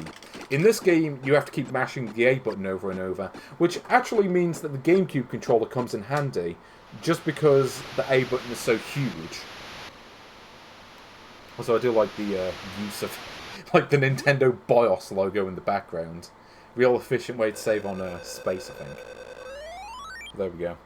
I got 914 points because I'm cool. So I think, yeah, so in this mode you just have to beat the opponent's score.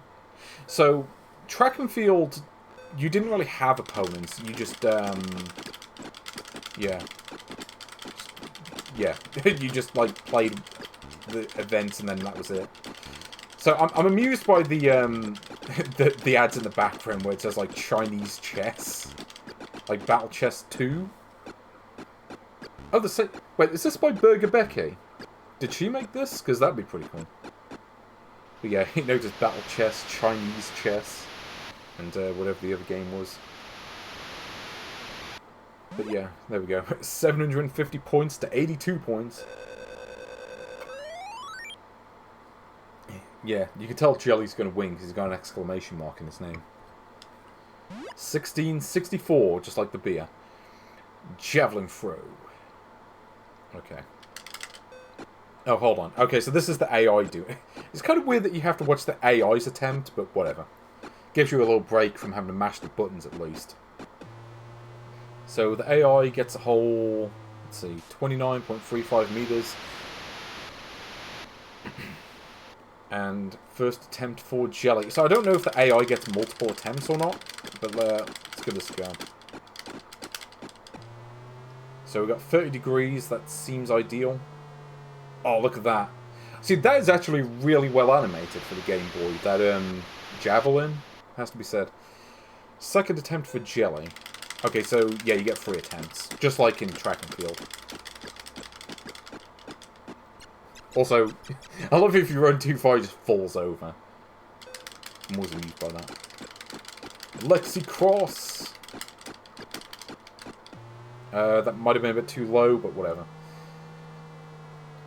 Also, look at how huge the crowd is. Like, we're either really close to the crowd, or we're just in the land of the giants. But, okay.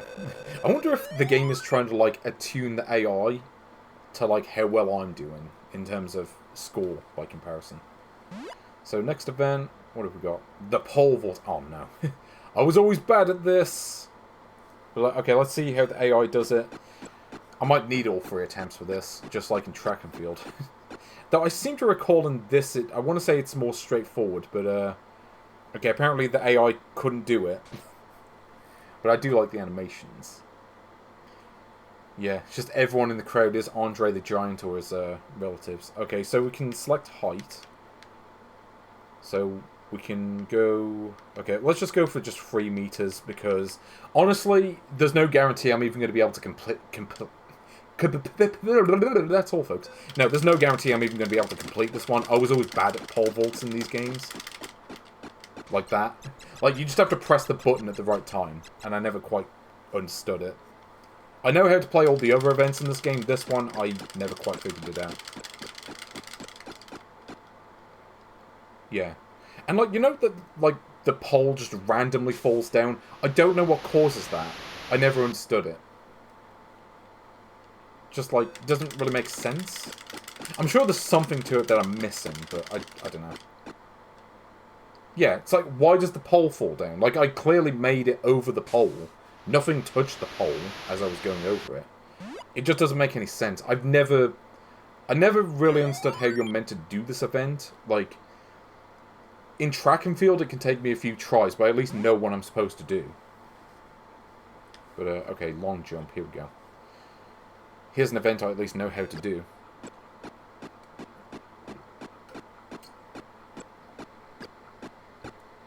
But, yeah. Quality jump. I think, like, the game just makes the AI purposely bad at the beginning, because you do have to face other ones later. But, yeah, like that. So I might have pressed it a bit late. I think there is a bit of input latency playing this on the Game Boy player with my stream setup, so... There we go. No. Okay, so that's not great, but it is at least better than what the AI did. Third attempt for jelly. Here we go. Okay, let's try that. So that's a little better. Hooray! I got 371 points. So I don't know if you have to beat a certain amount of points. I think you just have to beat the AI score, and then you're fine. Kind of like American Gladiators on the SNES or whatever. Similar to that. So here we go. Discus throw. Let's go for this. Yeah, so this is one where you've got the overhead view. What? Okay, I don't remember this. But hey, he knows how to do his discus.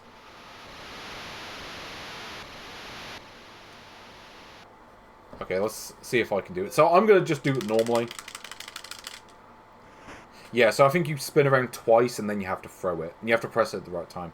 And like I say, I think there is a bit of input latency, so it might be hard to time. Okay, there we go. Hooray! I did a valid throw. I'm probably not going to beat the AI score, but whatever. At least I'm on the board. Also, was there really a Chinese, like, Battle Chess 2 Chinese chess? I've never heard of that outside of this game.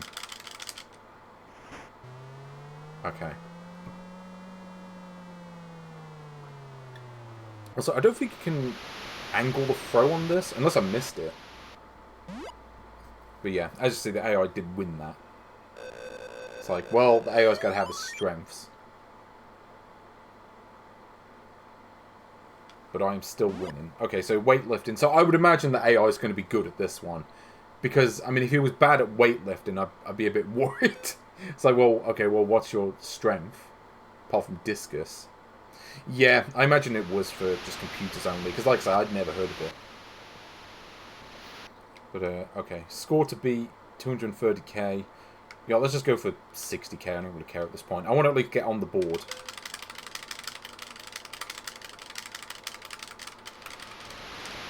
Okay, so there we go. You have to mash A and then press B 3 times.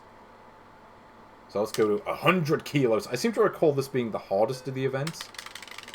Oh, you're trying to post a link? Yeah. So basically, if the meter isn't above a certain point when you press B, it just says fault.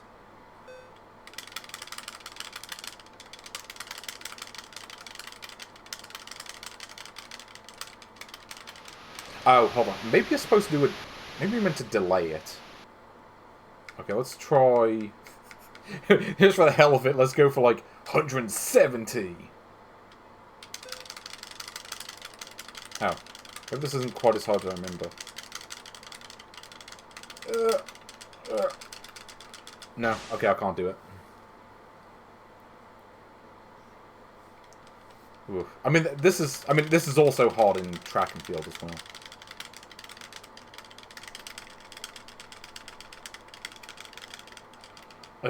I mean, how you even do this on an original Game Boy? Because you have to mash the A button. It's hard enough doing it with the GameCube controller, let alone like you got to use like a turbo controller or something to do this.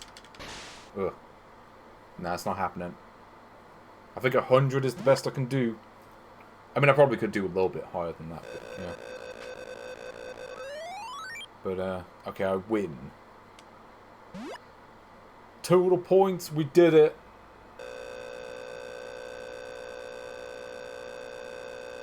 Oh, also this is your total score that accumulates over the course of the game. Which is kind of weird, but whatever. But hey, I got one whole trophy.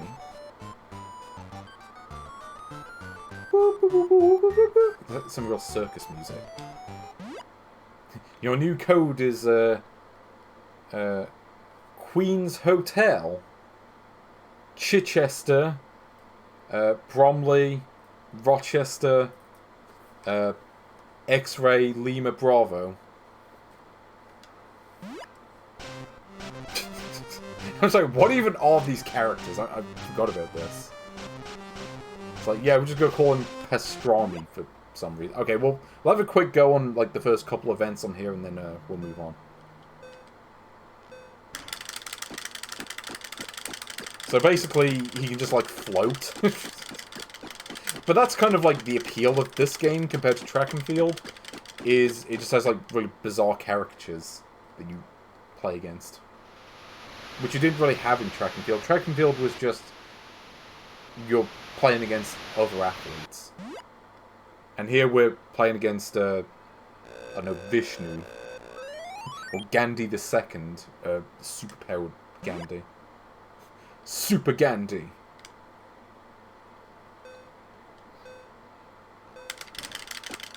So here we go. We gotta go against a man who's got a friggin' magic carpet. Or maybe this isn't Gandhi. Maybe this is the Sultan from Aladdin.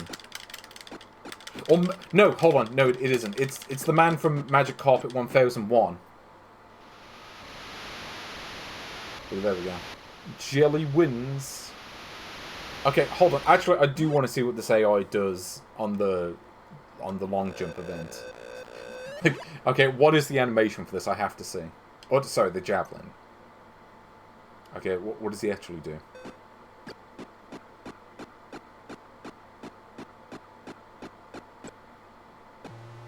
Oh, okay, he just does that. Anyway, yeah. So this is track meet.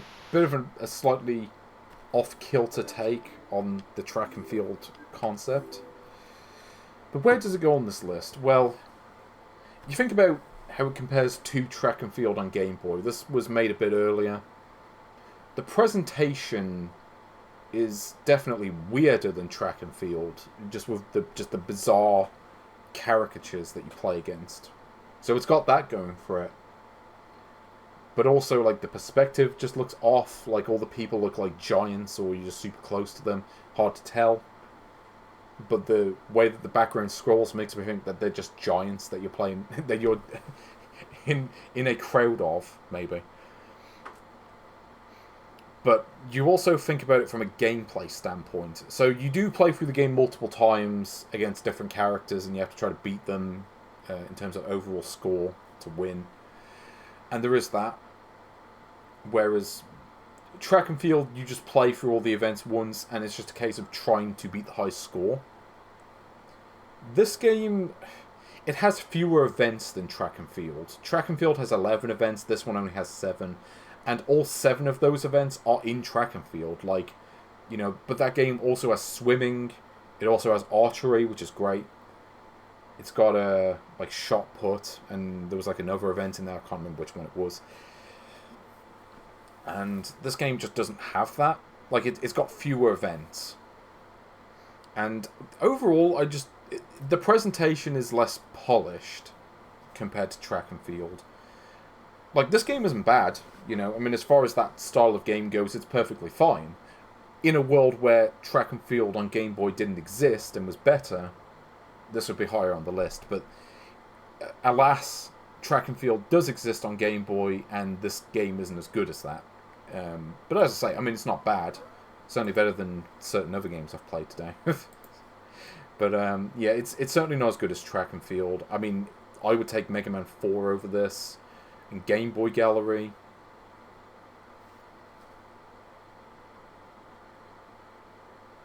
It's not as good as Spot the video game. It's also not as good as Kirby's Dream Land. Is it better than Bust-A-Move 4? No. No, I don't think it is. Because Bust-A-Move 4 has Devlin, and this game has got weird, bizarre caricatures, but it doesn't have Devlin. It just doesn't. It's not as good as Pac-Man. I mean, we're kind of thinking about this in sort of a Dr. Mario Bomb Disposer scenario, where Bomb Disposer was kind of just Dr. Mario on the Game Boy, but not quite as good, and you have to wonder, what's the point? And this game maybe not quite the same, because it at least has a little bit of its own personality to it, which does elevate it a little bit. But I don't think it's as good as Mr. Do. I mean, DuckTales, it's a real jank version of DuckTales. And I think this game is maybe more solid than the DuckTales conversion. I mean, like, even, like, the soundtrack on DuckTales just sounds kind of off compared to the NES one. Yeah, I think this is better than DuckTales. It's our new number 58. But hey, top 100 game. Not bad, Track Meet. Okay, so I'm going to take a quick break so I can fill up my drink. I will be back in a couple minutes, so don't go away.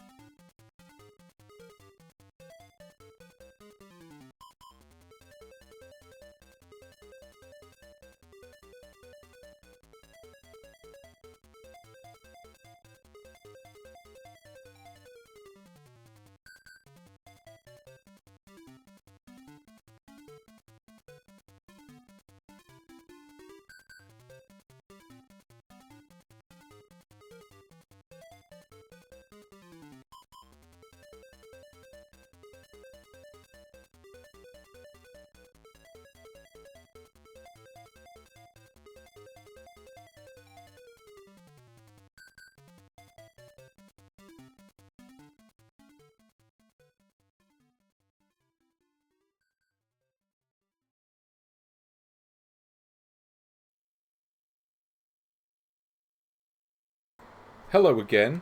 We are back. Guess what time it is? It's time for the classic. Oh yes. So, I figure after playing that rancid Indiana Jones game, I think I deserve a break.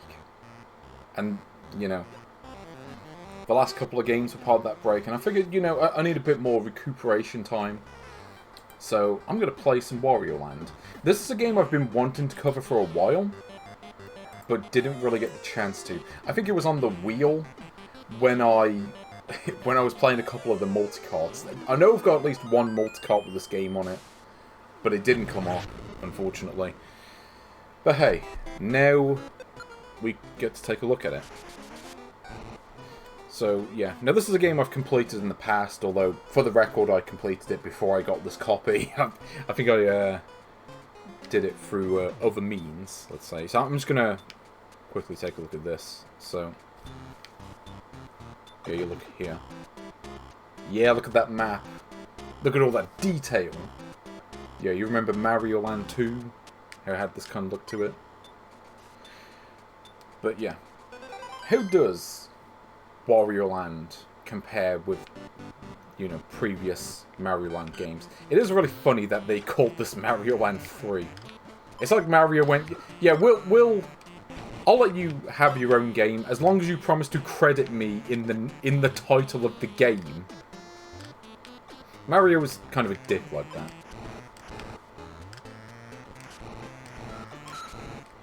But what is Wario Land like? Well, if you remember Super Mario Land 2, which, I mean, if you play Game Boy games, you probably do. Let's be honest. I like you can just do that. Boom! Okay.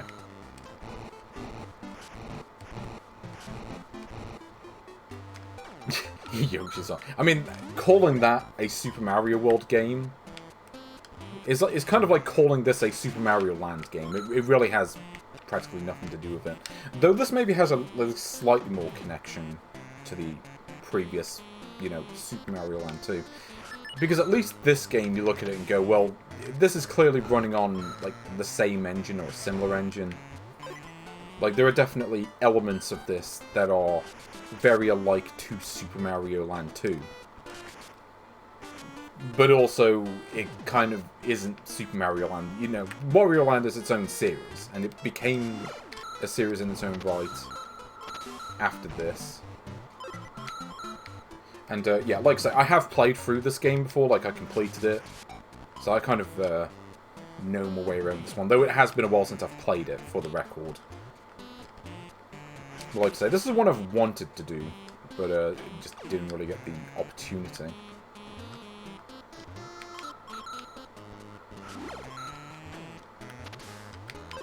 Here we go. Also, yeah, the nice horn hat, I seem to recall this being really useful.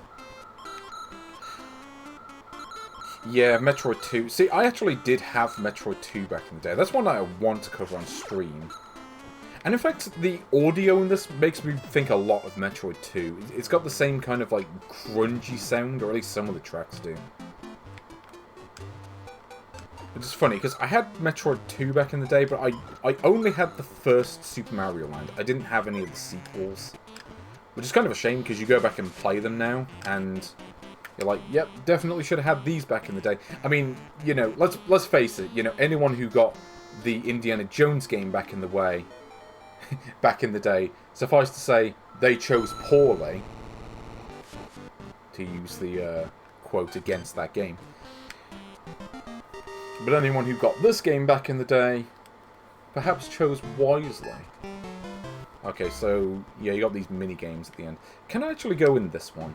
Because I don't actually remember what this mini-game even is. Is this like the Whack-A-Mole game? Or am I thinking of something else?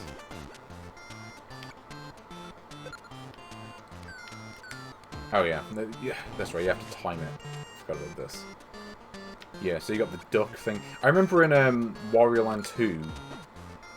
There we go. So yeah, in Wario Land 2, there is another minigame involving the duck character. Nope. Nope, that's like when you do an onside kick in bloody Tecmo Super Bowl. And I mistimed it, great. Yeah, like I say, I had Super Mario Land 1, which is a classic game, but also kind of jank, let's be honest. As much as I love Super Mario Land 1, yeah, I think jank is the word to describe it. Well, I got one whole bomb, which I think means I don't... Okay, well, I get that.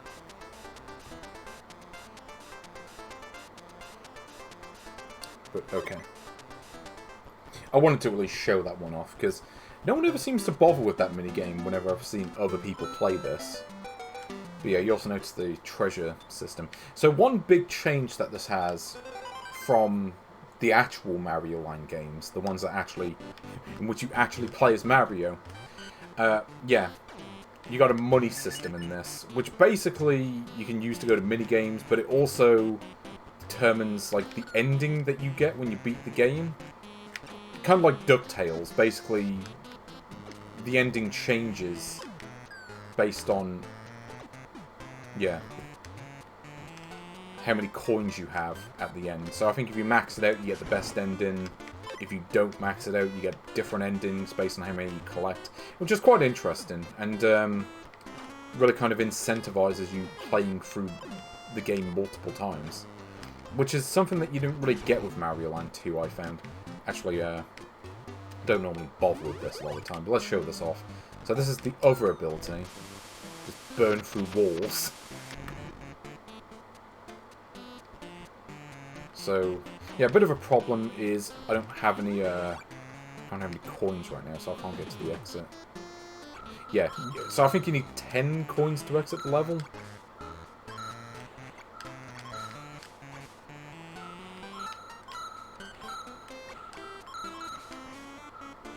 So let's collect a bunch of coins and get the hell out. Oh. I thought if it landed on the hat it would do damage, but I misremembered. No, turns out the hat can't do that.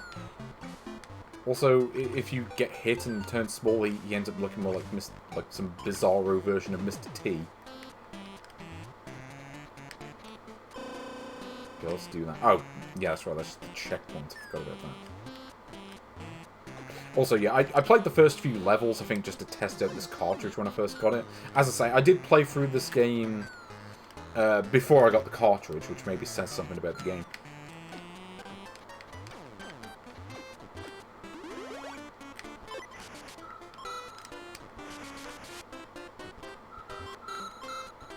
So, gotta be careful of these spiky things. Also, yeah, I'm gonna try to collect all the coins, because that's kind of the point in the game.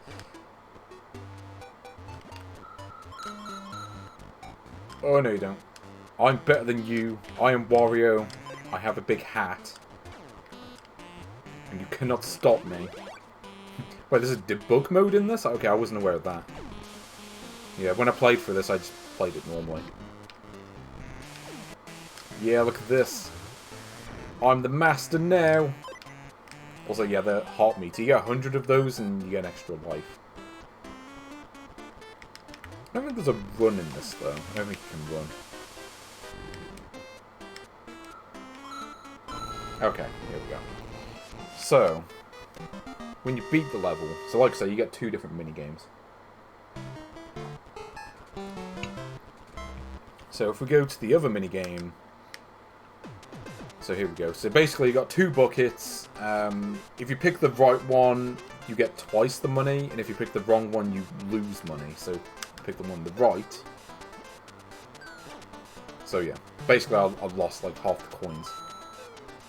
Also it rounds down because the game's a bastard. There you go. So we go. I got the coins back. And you know what? Let's go for Gambler's Fallacy. Let's just pick right every time. Yeah. That's why you don't go for Gambler's Fallacy. I mean, I'm not a gambling type anyway. I prefer to just keep going through the levels and collecting all the coins. Also, considering that my luck tends to be non-existent... Okay, we might as well just skip the 3rd level and go straight to the 4th one. Just in the interest of saving a little bit of time. So here you got like a nice escape level. So you have to try not to get hit by the evil thing that's like chasing you. Yes, you're being chased. as a classic arcade game once said. But it's okay. With the power of Crocodile Head, I will win. Is it chasing me? Yes, it is. Okay. I just want to make sure I didn't misremember that. But, oh. I forgot that kills you! Yeah, see, this is the problem with it being in, like, monochrome, essentially. You can't really tell if something's meant to be lava or if it's meant to be just, like, water. Because they kind of look the same. At least they have the courtesy to have you restart with the ability to break the bricks. But yeah, this is the level where you just mash B. Like this. I mean, I'm thankful that this game has a custom colour palette, so at least it doesn't look too weird.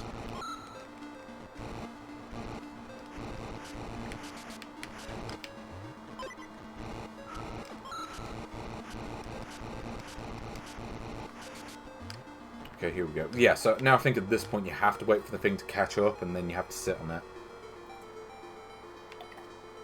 Like I said, I forgot that that was supposed to be lava, because I think it's one of those things that's probably a little bit more obvious if you play it on a Game Boy, but when you play it on the Game Boy Player, with this colour palette applied to the game, yeah, it just doesn't look quite right.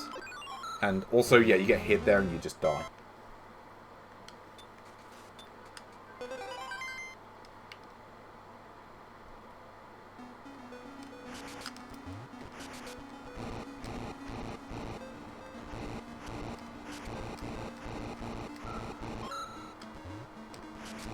Yeah. How do you think Bongo would do on this level? Do you think he'd win?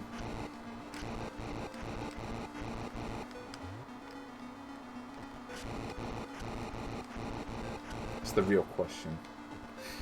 Yeah, it's unfortunate that, like, most Game Boy monochrome games, like even the famous ones, did not get Game Boy Color versions. And some of them were just kind of questionable choices too, like Looney Tunes getting a Game Boy Color version is just weird. I never quite understood why they needed a Game Boy Color version of that game. I guess it's nice to have. I mean, if you like that game and you want a full color version, it exists. But yeah, I mean, games like this, and yeah, like Metroid 2 and Super Mario Land, like, there just aren't color versions of them, and that is unfortunate. Okay, I think this is the secret. Like I say, there is a bit of latency, so you'll have to excuse if the timing's a bit off for me. Okay, let's... You know, I'm just going to just make it to the end and just not get hit. I think not getting hit is more important than getting the power-ups.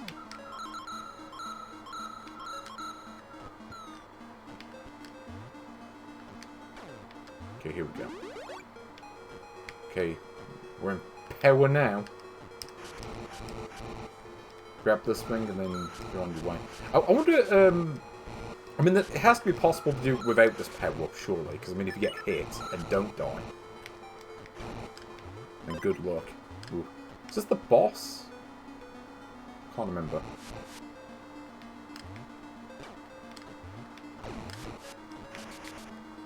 Oh.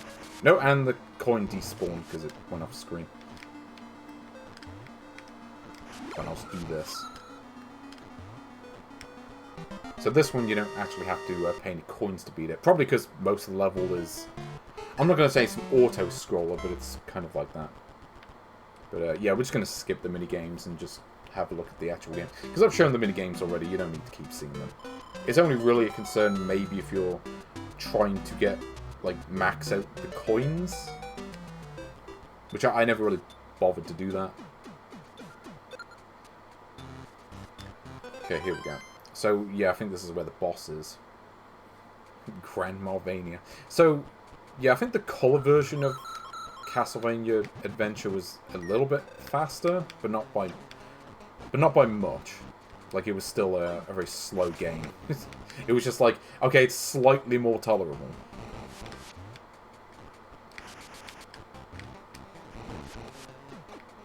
Also, you can just do this.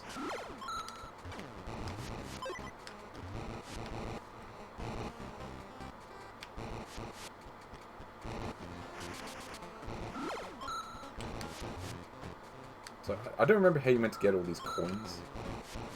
I do not remember the trick, and you know what? Oh. Well, it's definitely not that.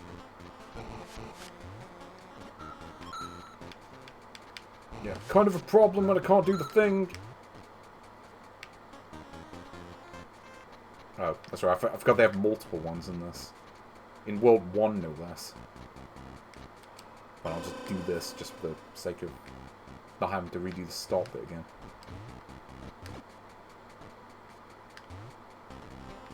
Aren't these things, like, invulnerable unless you got, like, the flame? Or am I wrong on that? These weird penguin-looking dudes.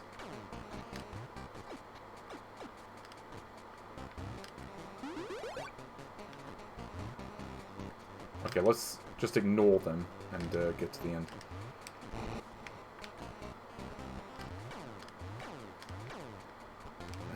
And it's like, oh, you want to get the extra lives? Good luck. Oh, here we go. Boom. Aha! Found your trick. Hold on, let's try this. Aha! That's the secret. Also, now we've got to deal with this thing! The spiky dude.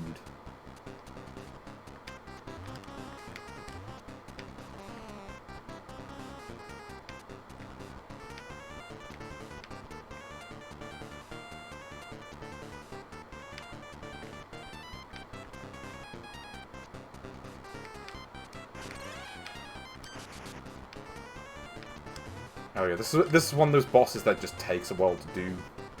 Because you have to keep doing this. Or maybe is there like a trick where I can hit it while it's moving up in the air? Or is that just not a thing?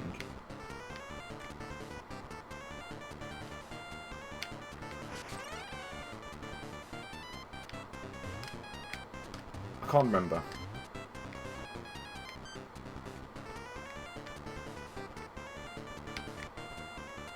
Yeah, so this is it. I don't know, maybe you can hit it when it's in shell form, I just don't dare. I'm just like, okay, I know Nintendo games enough to know that you probably can't do that. Besides, I can just do that anyway. Oh, I remember the trick. Yeah, you just keep doing this. I always like this song when you win. I suppose the quickest way to get money in this is probably just to keep, like, beating one of the boss fights over and over, because you get more money from doing that than anything else.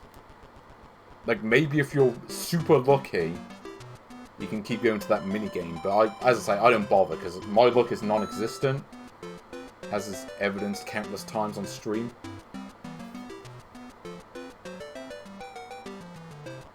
But, okay, here we go. So, World 1 clear, now we go into Mount Teapot. See, I like this. It's like, you know what? We're going to have a mountain that looks like a teapot. See, it's this kind of design that I miss from newer games.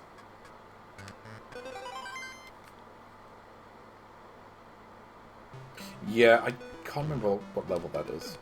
Also, yeah, those ones explode, so careful with that. And I think you need the flame ability to do that, to get that box. Oh, also the game does this. Gotta be careful with that. You can go with this, you can go with that. You can go with this, but you can go with that. Oh, is it Parsley Woods? You know, it's really funny, actually. So, the lag. Okay, the game doesn't like me doing that. But yeah, what's really funny, so there's a level in this called the Parsley Woods. The problem is, basically, you can do sort of changes to the map. And if you do that, basically, the game, like, changes the spelling of the name of the level to make it incorrect. Because it starts off as Parsley Woods, but then it goes to Parsley Woods, which is not. Okay, if I can get to this one, here we go. Oh yeah, this is the one where you've got, like, the jetpack. See, you just didn't get anything like this in Mario Land 2. You know, like, you didn't have the wing cap, like in Mario World. It just wasn't a thing in that game. Also, like, some of the music in this is really good too. Like, I think I got this song on the playlist. And I've got the train song on the playlist. A song that, unfortunately, you don't hear until near the end of the game. Like, it's like, yeah, I think it's on, like, the second last world. Hold on, how do I trigger this thing? I don't remember how you make the bomb go off. So I think it's one of those, like, you touch it and then it's like, oops. Oh no, you have to go into the sprite and then it triggers. Okay. Like I say, it's been a while since I've played through this game, so any rustiness you'll have to excuse me on that.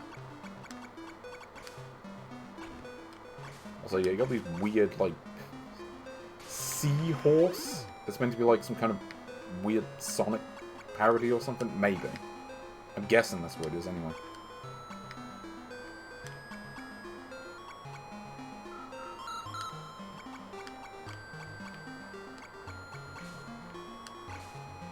Yeah, we'll come back to that.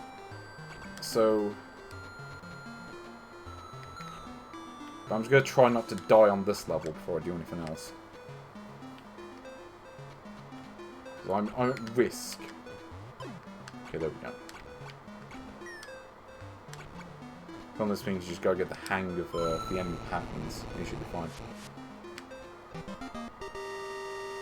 So, you know, let's go back to Rice Beach just for the hell of it. And also, you know what? Let's do this again. But instead, what happens if I just pick left every time?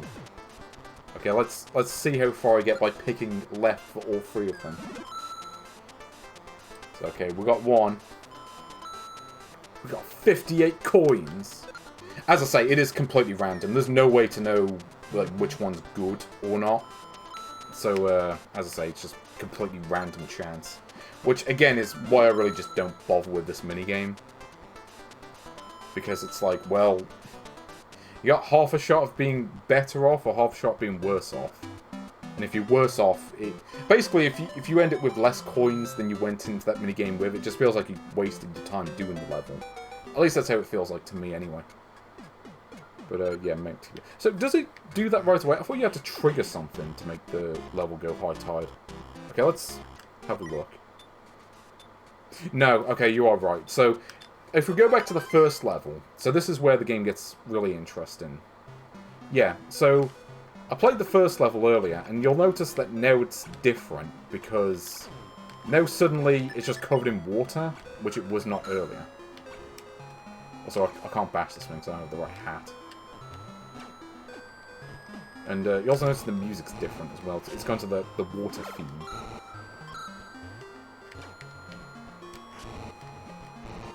But yeah, it's kind of funny, like, this was... I think this game was out, like, right before the Super Game Boy was out. This was, I think, January 1994. I don't remember exactly when the Game Boy, or the Super Game Boy was out, but it was later that same year. I do remember that much.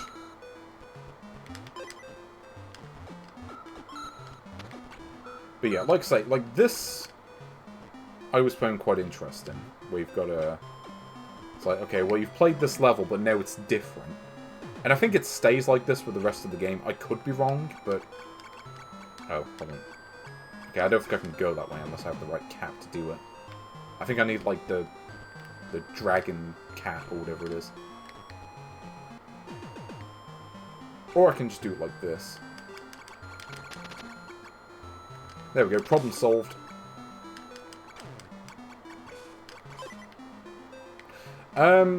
So when did you actually leave? Because currently I'm playing Wario Land. Right before that I was playing Track Meet. I was also playing Kirby's Dream Land. Because I'm like, after the shit show that was the Indiana Jones game, I'm like, you know what, I've got to play good games. You know, we got to balance it out a little bit. We got to up the... Well, maybe not up the glamour. I'm not sure if I call Wario a glamorous character, but... He is certainly a man of taste. And he also knows what a good video game is. Unlike Indiana Jones, he mostly starred in nothing but shite. With, like, maybe the occasional good game. I can't remember if you can land on enemies underwater and not take damage. I'm not sure I want to risk it. Oh, yeah, so Track Meet, it has some weird characters in it. But, yeah, I haven't really played any other games between that and this. just wanted to show off some Wario Land, because, you know, I like this game. I'm like, you know what, I need... Also, I think it's dropping frames again, because OBS is being a git. Actually, I don't know if it's OBS or if it's Twitch. So, yeah, like, this area, like, I think if you land here normally, you just die. But now, we can go into this area, which we couldn't do before. Because the level was designed in a way that we just couldn't do it. So let's see what this bonus area has. Yeah, look at that. We got like a free up. I don't think it's the CPU. It may just be that I'm rendering too many frames. I think I had it set to 3000. I don't know if that's too many. Maybe for Game Boy games, like I said, to like 1000 to get away with it. Unless there's like tons of flashing. But Game Boy games don't really tend to do that usually, unless it's Superman. Because the Superman game loves doing that. I can't think of many others that do that.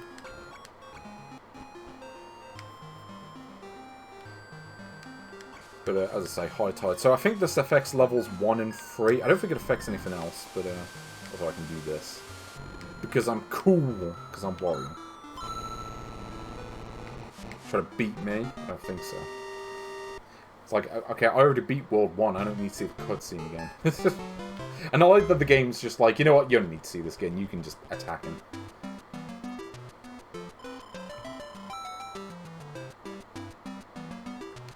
But, yeah. Actually, was there anything hidden in the third level? I think there is.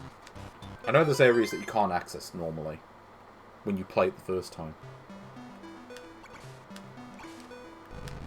But yeah. I just see Rice Beach, but now it's remixed.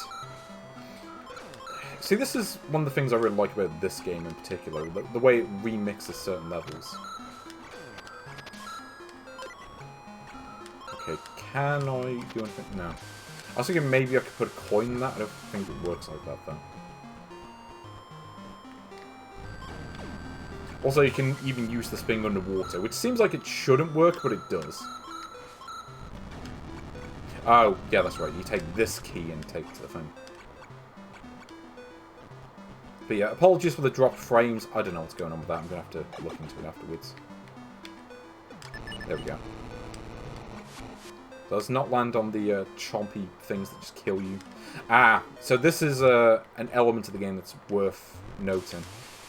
So, you may have noticed on the intermission screen where... Yeah, here we go. So you got these hidden treasures, and there are 15 of them in the game.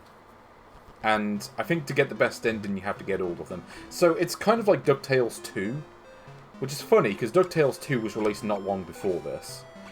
And I must admit, I never played the Game Boy version of DuckTales 2. I know that's meant to be the better one. I've played the NES version, and I think it's really good. But as I say, I just never played it on the Game Boy, so apparently that one's meant to be really good. How it compares to this, I don't know. But yeah, you also have some weirdness here, like this block. So I can't go through that because I just don't have the right cap for it. But yeah, it's that kind of thing. You can traverse different parts of the level based on what cap you have. But as I say, it's one of those really cool features that this game has, where yeah, depending on what cap you have, you can access different parts of the levels. And yeah, there are just like different effects that you can do with the levels that just affect them. Like, as I say, this, you beat the first world, and then you go to the levels, and they're different. Which, again, I just don't remember that being a thing in previous Mario Land games. It definitely wasn't a thing in Mario Land 1, and I don't think it was in Mario Land 2 either. I don't really recall any of the Mario games prior to this really having this feature. Maybe I'm wrong. Maybe there is one, and I just forgot. But, yeah. Like, Wario Land, it really kind of defines itself with this first game. And that's what I really like about it. It's not content to just be another Mario game. It's like, no, we're gonna do something different. We're gonna take Mario Land 2, but we're gonna change it up and make it into its own thing. It's like, you know, if we're gonna do a new character, we can't just make the same game again. And there is a lot more to this game in terms of length. I mean, not only do you have the multiple endings, there are more levels. Mario Land 2, I think, has 32 levels. This one has 40, which is not many more, but as I say, you do get remixed versions of certain levels. Like this area you can't access when you play the first time. So let's go in here. Yeah, you got invincibility, you got the stopwatch. But yeah, DuckTales 2, I'm not certain on what that does differently to DuckTales 1. But as you see, there are 15 treasures, so we've got Treasure A. Like I said, I think there are 40 levels in this, and you do get some interesting ones, like you had that chase level earlier. Oh, here we go, now we've got the extra level. Course number 6. Yeah, so they do number them. So unlike Mario Land 2, the levels, it's more linear than that game. Like Mario Land 2, you could do the worlds in any order. I don't know if that was necessarily the best idea, though, because you sit down and play Mario Land 2, and the difficulty curve is weird. Like, it's not really a difficulty curve, it's more like a difficulty straight line. Like, the levels don't really vary up much in terms of difficulty. And I think that really is more to do with the fact that you can choose any level you want at the beginning, and they probably didn't want any of the start levels to be especially difficult. At least I assume that's why they did it like that. But this level, or this game, I should say, the levels have a more linear difficulty curve. Like, it's kind of more standard in that sense. And I think there's a reason why, you know, other games didn't really do what Mario Land 2 did. It's because the difficulty curve just doesn't really work. And especially when you get to the last level, when the game suddenly becomes 10 times harder, and just for that level, it's just, I don't know, it just kind of feels out of place. Oh. Okay, for a second I thought it was going to kill me, but it doesn't. Because it looks similar to the lava from the other level. There we go, let's do this. Oh, hold on. I think I can just hold down here, can't I? Here we go. No, let me up the thing.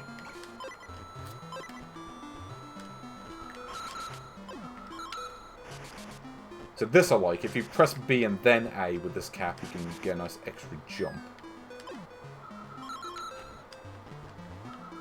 Okay, jump quickly. There we go. Deal with the evil bird thing that almost looks like it came out of Pokemon, but not quite. Oh, hold on. Can I do this? There we go. Neutralize the threat. Let's get the jetpack. Because jetpack is cool. Yeah, Mario wasn't cool enough for a jetpack. There we go. Oh, throw that away. I can't remember if there's any real practical use to collecting those, or if you just have to avoid getting hit by the blasts. I'm coming back with the blast! Coming back with the blast! Oh, oh no! Yeah. That's where these things become tricky. Because the way they slide about all over the place, it's like good luck avoiding them consistently. Yeah, this game certainly puts up a decent challenge. Where, again, you think of like Mario 2, or Mario Land 2, I should say. Where, again, I don't think the levels were generally as difficult. Also, yeah, we're not going to bother with the checkpoint, we should be fine. If I remember this level correctly. Okay, let's try not to get killed by that thing. So again, attacked by Lack 2. A little bit.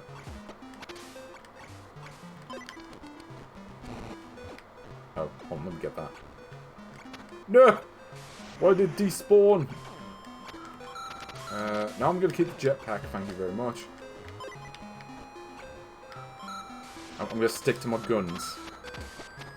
Also, yeah, some of the blocks you destroy. Oh, bastard. Okay, fine, we'll collect the other thing.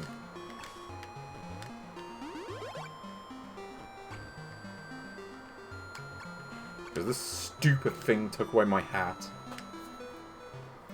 But okay. Also, yeah, the game really is, you know, it incentivizes you to try to collect all the coins. Not only for the ending, but also, like, you need at least 10 coins to beat most of the levels anyway. Oh yeah, also I forgot about this bit. It's a bit like, what's that game? Tails Adventure?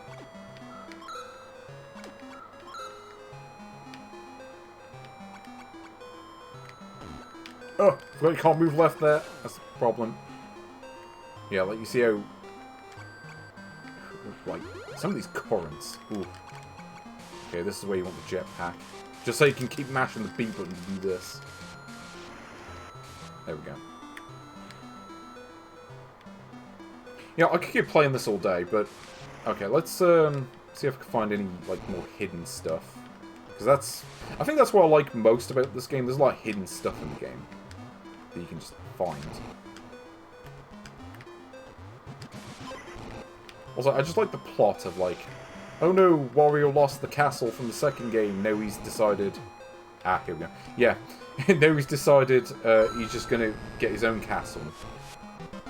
With blackjack and hookers. So I think this is the secret exit, isn't it? Let's see what this is about.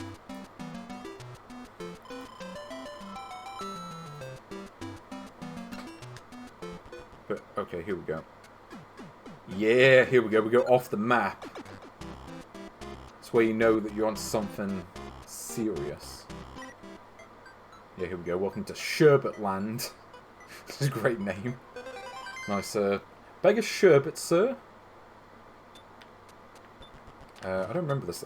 Is this like an extra hard set of levels that they put in as a bonus? I forget how this level works. I mean, I'm playing like an idiot, but that's not the game being hard. That's just me being an idiot.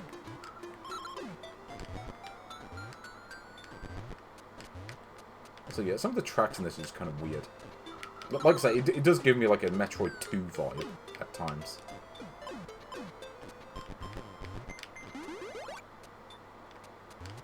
But yeah, the bonus world. But yeah, like you'll notice like the weirdness going on with the... Ooh.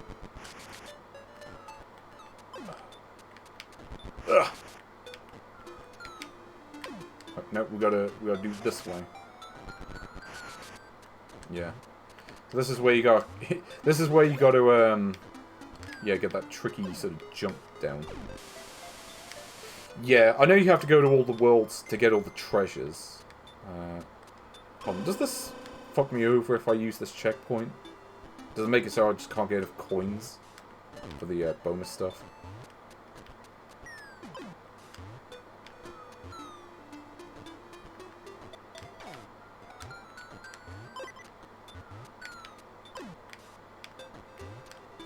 Okay, here we go. Yeah, thankfully it changes colour when you play this on Super Game Boy. No, I don't think I have the right cap for that, do I? I think I had to use the other one. Like at the dash. Yeah, it's like you gotta have the jetpack one, I think.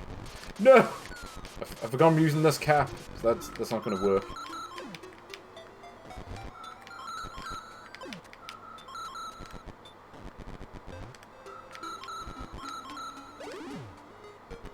Yeah.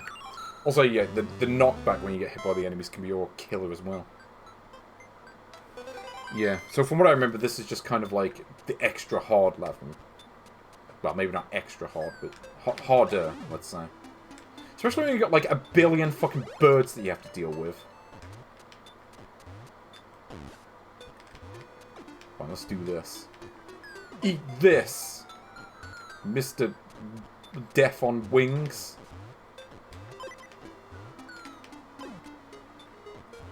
Okay, this is probably the wrong cap to use for this section, but whatever.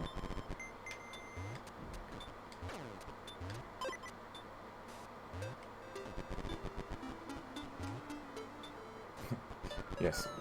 Shout out to Wario and his amazing games like Mario 14, you know, that classic Wario creation.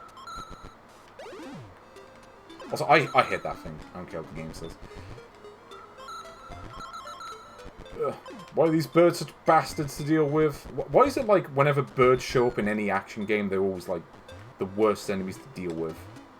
I think it's just the fact that they can fly that just makes them bastards.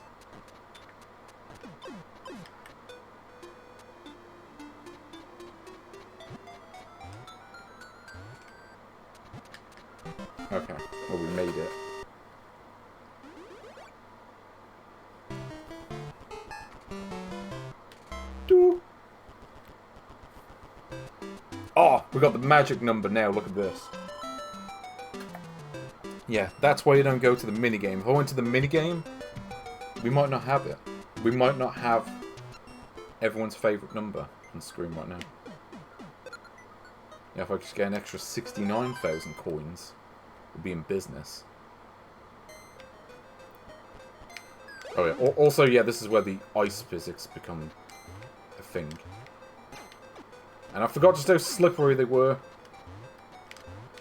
Yeah, just keep going for ages.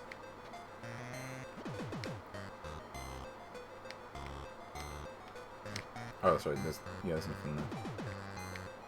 Okay, I'll see what's on this level, and then we'll probably move on.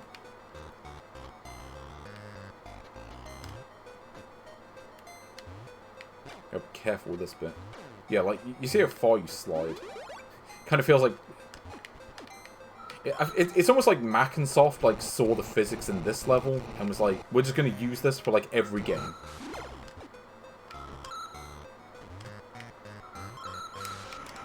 Also, yeah, copyright 1993. Though, like I say, I don't think the game was actually out until, like, 1994. It's like January 94, I think. See if there's anything secret on this level.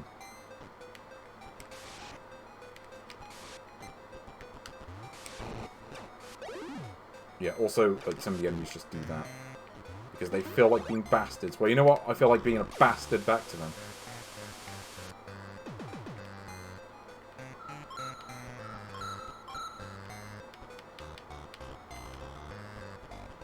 Yeah. Eat this! You cannot defeat fire! For I am Wario. And I got the power of hats to win. See, I can just keep doing this. See, I like when games give me a lot of power to work with. But not too much. Also, yeah, touching that thing's instead. I did press the jump button and it ate my input. I don't know if that's because of the rumbling thing. Well, whatever.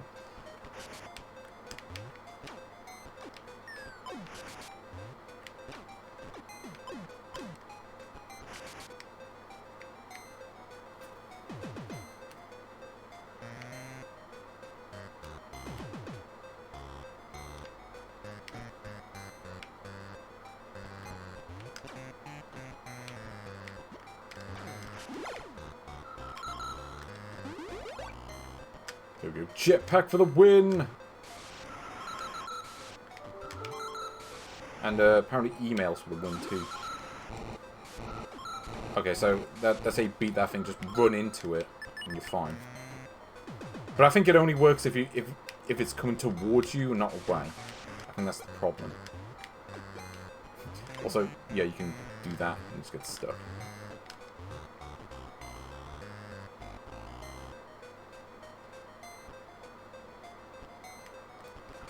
Yeah, there we go. So that works. Okay, let's try using the jetpack hat and see if that gets me any further. Like that.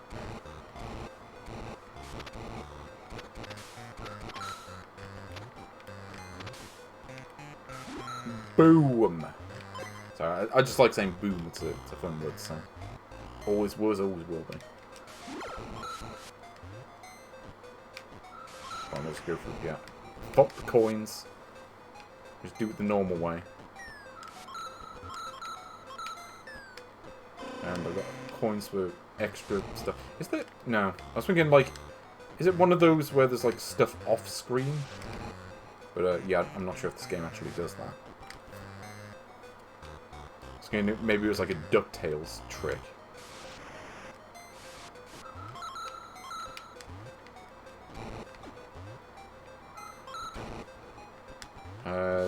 I don't want this. Okay, if I want to break blocks, break blocks to go. Oh, go down. Nope, thought I could make it. Turns out, couldn't go far enough. And now I'm forced to go the normal way because I don't have the cap anymore. This is the problem with like any Mario game where it's like you got a whole bunch of abilities, but if you keep getting hit, you can't use them. Like you know, if you're like me and you're very bad at not getting hit every couple screens. There we go, so we do this.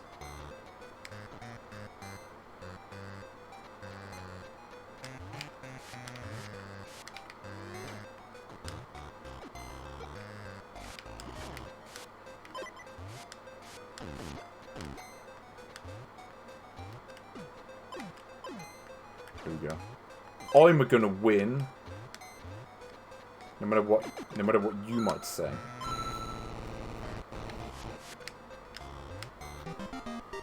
There we go.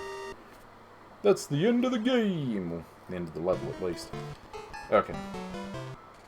Let's end that here. And we'll probably just briefly see what the next level looks like, and then I think we'll call it. So, I've got one more cartridge that I do want to show off before I end the stream. So, Sherbetland, there we go, underwater. Okay, what's this level look like?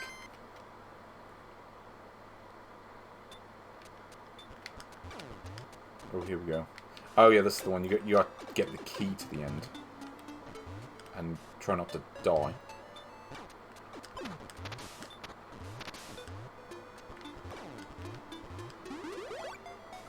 Special hat will get me through to the end. Okay. Yeah, so I think we all get Wario's deal on the Game Boy. And I do have Wario Land 2 and 3 for the record, but I haven't played those as much. So I may need to look into those more off-stream if I'm going to take a look at them. But yeah. But what about Wario Land 1? Where does it go on the list? Well, we have to think about this in relation to, well, certainly the other, you know, previous Mario Land games.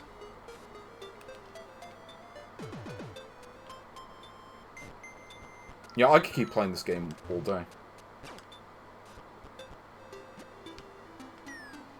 But, I do have at least 2 more games I want to cover, because I think there's what, like, this is what, like, the 198th game?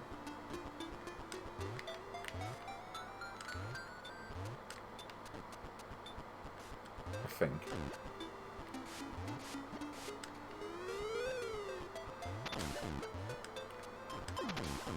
Also, look at this.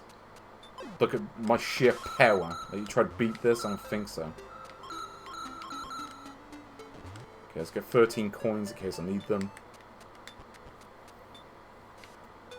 Do this! So that basically just changes the level. Probably shouldn't have got that cap, but whatever. Probably beat the level anyway. And luckily I didn't break all the bricks, so I can make these jumps just fine. Oh, hold on. Okay, let's not go through the door just yet. Oh, no, apparently that is the end of the... Okay, I guess the secret exit is somewhere else. Okay, never mind. Okay, let's see if I can get this wrong on all 3 tries. And there's no pattern to this, by the way, it's just random. Yeah, let's see if I can end this with, like, 0 coins. Just because it'd be funny.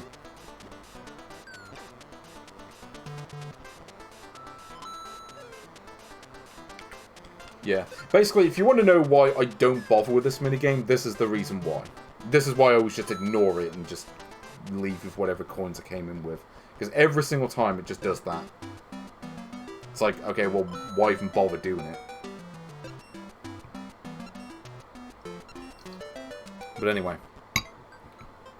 Yeah. Okay, so where does Wario Land go on the list? Well, let's think about this. So, this game draws parallels with DuckTales.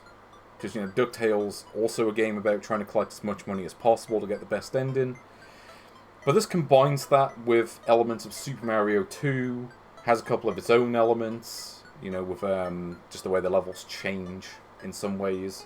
The way that you hit those blocks and they change the levels and all that sort of thing, that you just didn't get in that game. Or really, I don't really, the Mario games really had that. At least not to much of an extent. But, you know, you think about it and it's like, well, this is a jank version of DuckTales. It's not a great version. Yeah, this is certainly better than DuckTales. Gotta be honest, it controls better, the audio is better. It's a better game overall.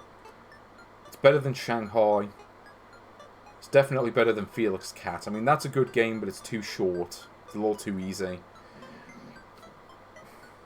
Maybe not... I mean, it's maybe got a bit more length to it than Kirby's Dream Land, which is why it's higher on the list. But still no match for Wario. You know, and I mean, you look at on this list. I mean, Wario Blast is currently the 99th best game, soon to be the 100th best game. Because let's be honest, Bomberman, Wario Blast featuring Bomberman, is kind of just a somewhat weak Bomberman game that happens to include Wario in it. But, you know, looking further up this list, you know, I think it's better than Mega Man 5. It's better than Cat Trap. It does have a cat boy and a cat girl, but it doesn't have Wario. It doesn't have a jetpack hat. You don't go around collecting just tons of coins to get best endings or whatever. It doesn't have any of that. So it's not as good. It's better than RoboCop, as much of a banger of a soundtrack as that may be. And as much of a legend as RoboCop may be as a character and a film, RoboCop just doesn't have a jetpack hat. He hasn't got that. He had a jetpack in the piece of shit known as RoboCop 3, the movie, a film that can die in a fire, and that just makes me wish that they had the jetpack in a good film instead. But there we are. RoboCop, not as good as yeah, it's better than RoboCop. It's better than Tailgater. Super Mario Land is a classic, but it is jank. It's got some jank qualities to it that, you know, by the time they got to Wario Land, they fixed all the jank, pretty much. So it's certainly better than that. You know, officially a top 10 game. Is it better than Super Mario Land 2, 6 golden coins? Because, I mean, you think about why Mario Land 2 isn't higher on the list, and most of it is that there's just not much replayability to the game. There's one ending, you play through the game, you're done. There's a few secret levels that you can find, but you can find those during the game anyway. It's like you beat the game and that's it. And, you know, a couple of levels, maybe a couple of shortcuts, and that's all you've got. You know, it's kind of like a much smaller scale Super Mario World, but even that game, I think, offered a bit more in terms of replayability. Like, you know, maybe you can try beating the game without going to the Switch Palaces, or, you know, that sort of thing. So yeah, it's... Plus, it's like I was saying earlier about the difficulty curve in Mario Land 2, where most of the levels are not really that difficult. There isn't really much of a scale in terms of difficulty. It kind of remains at the same level until you get to the last level where it suddenly becomes super hard. And the difficulty spike just comes out of nowhere. It just doesn't really work in terms of difficulty curve. And that's really what holds Mario Land 2 back from being any better. It's certainly why it's below Tetris. But Wario Land, I would say, is also better than Tetris. It's better than V-Rally. V-Rally is cool, but when it comes down to it, it kind of just is a rally game. It's a good one, but even in 1997, there were probably better rally games out there that you could get on consoles. But there's only one Wario Land, or there certainly was only one in 1994. I mean, is it better than Space Invaders? Because as good as Space Invaders is, as much as it is literally a SNES game and a Game Boy game at the same time, or you can swap between them at least, at the end of the day, it is Space Invaders. And, you know, it doesn't really take on board elements of later Space Invaders games that did exist by 1994. It doesn't have the parody mode that you see in kind of Space Invaders that was coming out around that time. It could have done a bit more to mix up the Space Invaders concept in a way that Wario Land mixes up the Mario concept. So yeah, it's better than Space Invaders. Nesso King of Fighters 96. A really good take on King of Fighters. You know, redraws all the characters to be chibi style. Makes a really good use of, you know, taking the Game Boy's limitations and finding ways around them. You know, making the characters smaller, but still making it play like King of Fighters. Like, controls just as well. But would you say it's better than the arcade version of King of Fighters 96? I mean, you know, realistically you would say no. You know, it is not quite on that level. It's as good as a Game Boy version of King of Fighters 96 could possibly be. But it's still bested by the arcade game. But there is no better, you know, version of Wario Land. I mean, you've got the Virtual Boy game, which is kind of its own thing. You've got the sequels, which are very much different games. Like, they knew that there wasn't really anywhere to go from Wario Land 1 but to just change up the gameplay completely and just make it into different games. Whereas King of Fighters 96, it's a really good version. But Wario Land is Wario Land, so it's better. But is Wario Land better than Bubble Ghost? You know, we haven't had this discussion in a couple of episodes. Is a game better than Bubble Ghost? You know, we had a number of contenders. You know, why is Bubble Ghost the best game on the list? It's because it has an amazing soundtrack. Really, you know, tons of graphics. Well, there is that. But really, Kirby's Adventure is a very different game to Wario Land. Let's be honest, you know, when it comes down to it. And Wario Land 2 on Game Boy and Game Boy Color, also very different to the first game. Because they knew that by just making Wario Land again, there was no place to go but down. But Bubble Ghost, amazing soundtrack, very solid controls. Tons of personality in the graphics, they were as good as you were going to get in 1990. A nice challenge, a lot of replayability. You know, that's why Bubble Ghost is as high on the list as it is. But when you break it down, it's also it is a short game. It's a short game that is going to take, I would imagine, quite a few tries for most people to beat. So there's a fair bit of replayability just to try to beat the game. But it is a very short game. Wario Land has, you know, 40 levels at least. There's a lot of variety in the actual levels. They've got some interesting concepts going on with that. The levels can be a little bit samey looking at times, certainly with the indoor sections, but you could also say that for Bubble Ghost. Bubble Ghost's theme song is top quality. But Wario Land has a lot more music, and some of those themes are also really good, like the train theme that you heard on the BRB is a top tier song in its own right. But does Wario Land have bubbles and ghosts? You know, I genuinely can't remember. But I do want to play more of this game to figure out where the bubbles and the ghosts are. You know, you can't count them out. And Bubble Ghost doesn't have Wario in it. You know, it doesn't have a jetpack hat. Doesn't have a bull hat.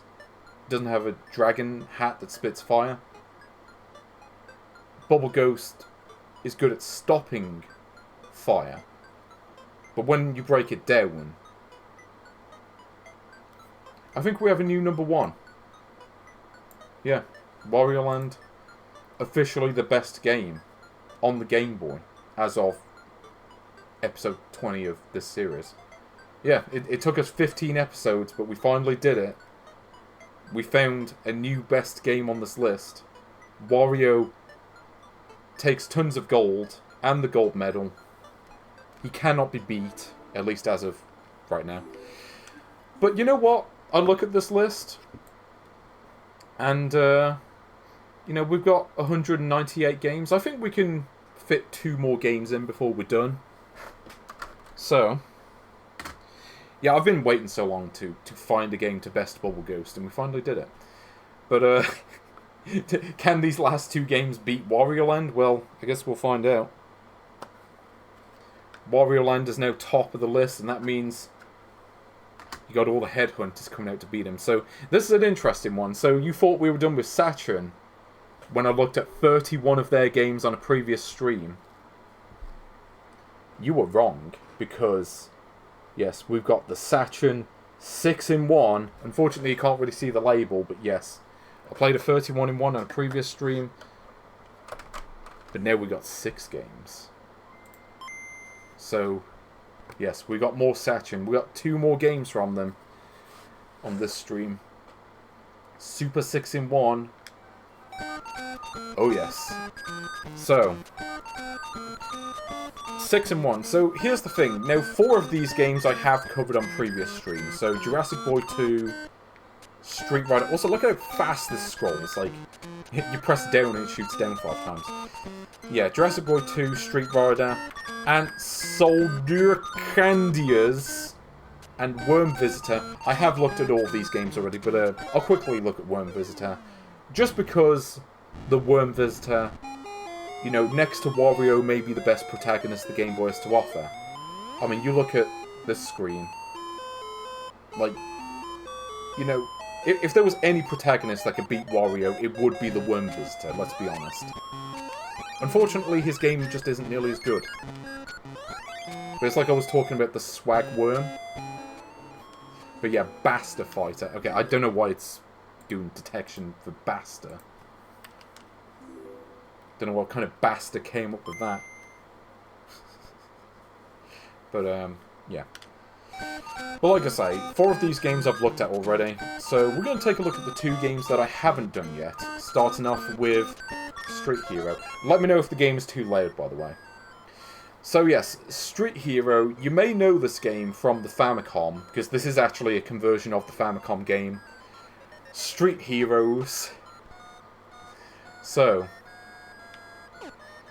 yeah, this really has an Ahao Yang feel to it, especially with these fonts. But yeah, Street Hero, also known as Street Heroes, so we've got 45, 60, 99, or infinite time, so it gives you a decent amount of options. But we'll just go for the default ones and see what we get.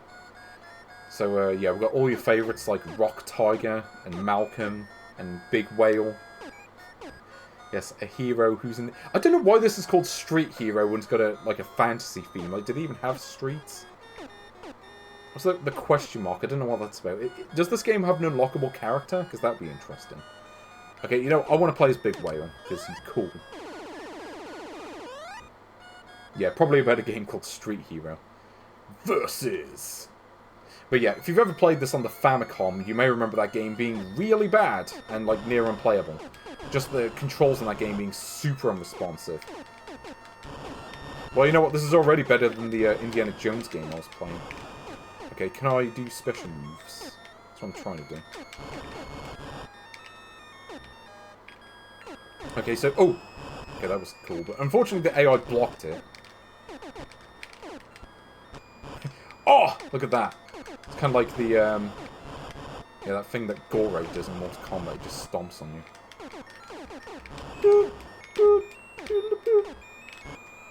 Okay, I'm trying to figure out how to do that spin move, because that was cool. But I don't know how you do it. Is there a move list for this game online? Because that'd be funny. Okay, I need to just stop just attacking blindly.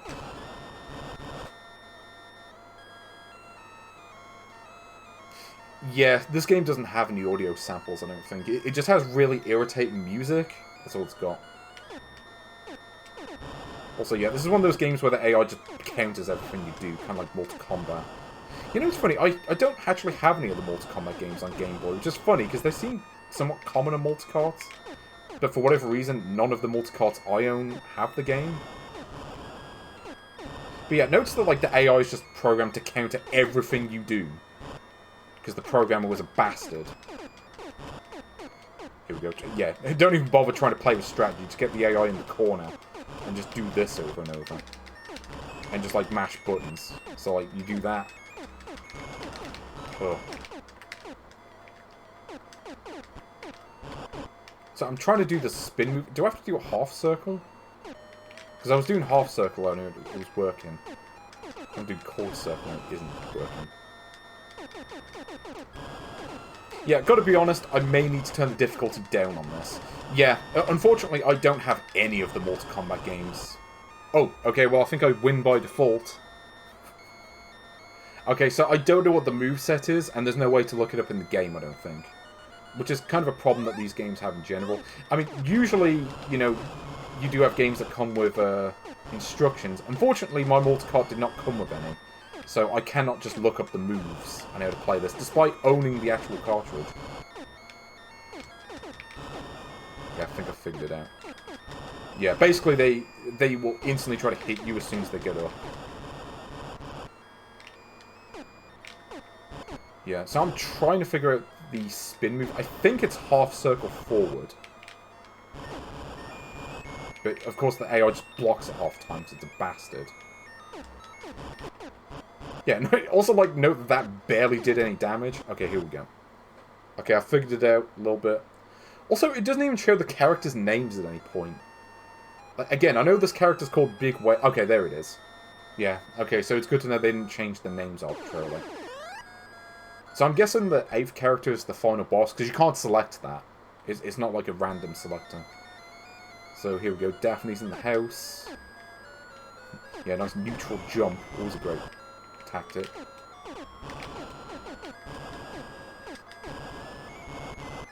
But yeah, Big Whale's in the house. Okay, I'm trying to do that. Okay, I swear it was... I was doing half circle forward earlier and it was working, but now it isn't. Is it half circle? No. Oh, hold on. No, okay, it's the A button. Okay, I was pressing B, and that's what was messing me up. Okay, I think I figured out the strategy. Counter whatever the AI does, and then just do your own move. Also, yeah, I do apologise for the audio in this game. It is... Unfortunately, yeah, the audio in this is really bad. It's just so beepy. It's like... It really is like a Mac and Soft game in that sense. Even though this isn't a Mac and Soft game, I don't remember who made this. This may be Ahao Yang. At least judging by the fonts, it may be, anyway. Here we go, round 2.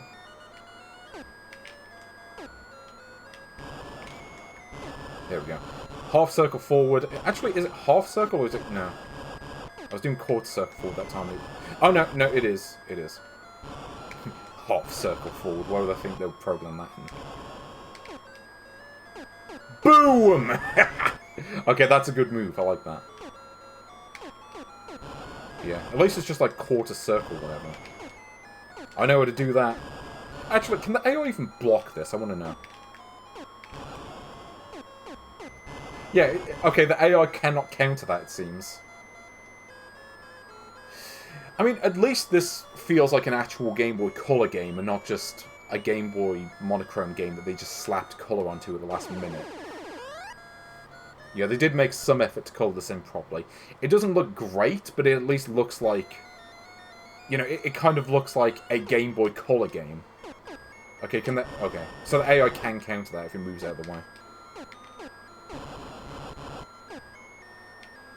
Okay, does this dude even have a projectile? I actually can't remember. What was his name? Rock Tiger, I think? Yeah, so basically if he moves out of the way, he gets a hit in. Okay, let's do this then. Yeah, I don't think Macam was really... I don't think they even had a Game Boy Color to test out their games on. I'm not convinced. Boom! See, that is like the best move. That basically is like that kind of cheese move that Goro has in Mortal Kombat. Also, I'm sorry, you ran out of health? There we go. Does that classic Street Fighter 2, you've got no health left, but you have to get hit again. Okay, so, yeah, once you've figured out how to do the special moves, it's a lot more straightforward. But, okay, do you only have 2? Okay, this does control a lot better than the Famicom game, I will say that. Because that game, actually just doing a move is, like, near impossible. This game, at least the moves actually work. So it's better than that. I mean, granted, I'm not ranking the Famicom game, but, you know, if I was comparing that game to this, this is certainly better than that. Like, this actually kind of works. Also, I'm doing the wrong button to press. I've forgotten I was turning around. Also, they did Big Whale. They probably could have done a bit of work on his sprite, let's be honest. And now Rock Tiger's being a bastard. So now I've got to be a bastard back to him. Yeah, I don't think this dude has it. Yeah, I don't think either of us have projectile moves. So I've just got to do it like this. Maybe you can just, like, zone if you pick, like, Malcolm or something like that. Also, let me know if you want me to turn the audio down, because I know it's really bad. I've got it turned down on my end for good reason. But, here we go. What was this dude's name? Sword Bloke? Let's just call him Sword Bloke. But I don't know. I always liked the idea of this game. Like, thematically, it's closer to, what's that game? Soul Calibur? Than anything else? It's got that kind of vibe, especially with, like, half the characters wielding weapons. Not all of them, but still. So, yeah, get the sort of combo there. Actually, can I do a combo? Let me try that. Maybe, like, my character's too big for that. I don't know. Boom! Yeah, I do have the audio turned down a little bit. So, yeah, okay. Let's see if I can just go through this game just by spamming moves. But hey, I mean, the background doesn't look too bad. I mean, it's kind of weird that the characters are black and white, but whatever.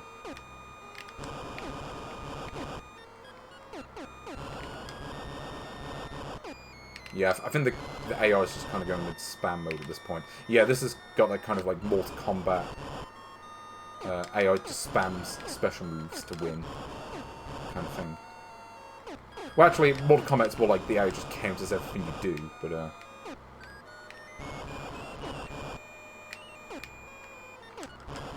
oh, great, and he's got like the M. Bison kind of dive kick thing.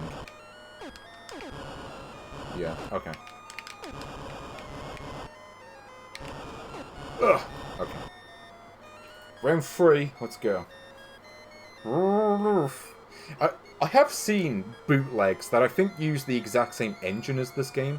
There are bootlegs of, what is it, Capcom vs. SNK. And, what was it, Capcom vs. SNK, like the first one. But there was also a bootleg of, I think it was Street Fighter Alpha. Or like one of the Street Fighter Alpha games. Where they, yeah, basically took this engine, added voice samples, but the voice samples are so quiet compared to the music, which is the funny part.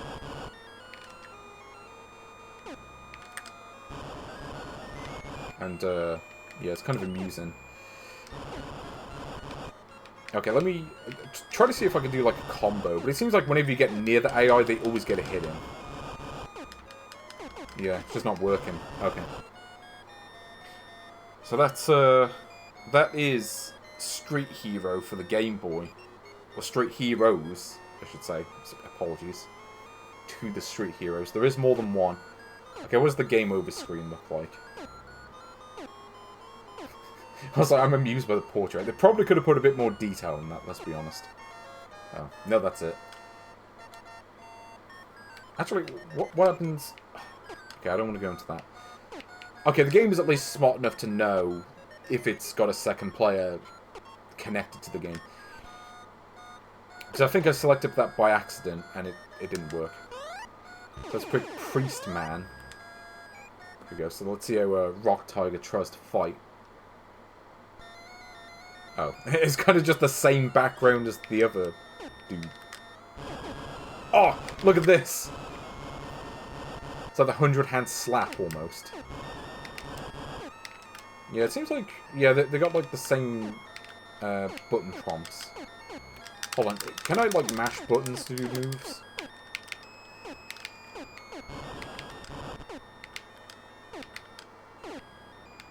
Yeah, it seems like the AI is less aggressive on easy. I don't know what happens if you say it to hard mode. Maybe they just do nothing but special moves.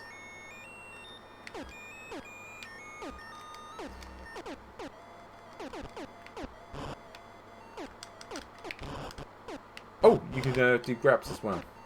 if you can somehow get close enough to AI to do them.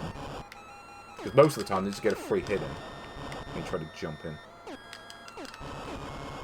Oh, there we go. So he's doing the spin move. But like I say, when I played the Famicom version of this, I couldn't even do any special moves. Like, the controls in that one were so unresponsive.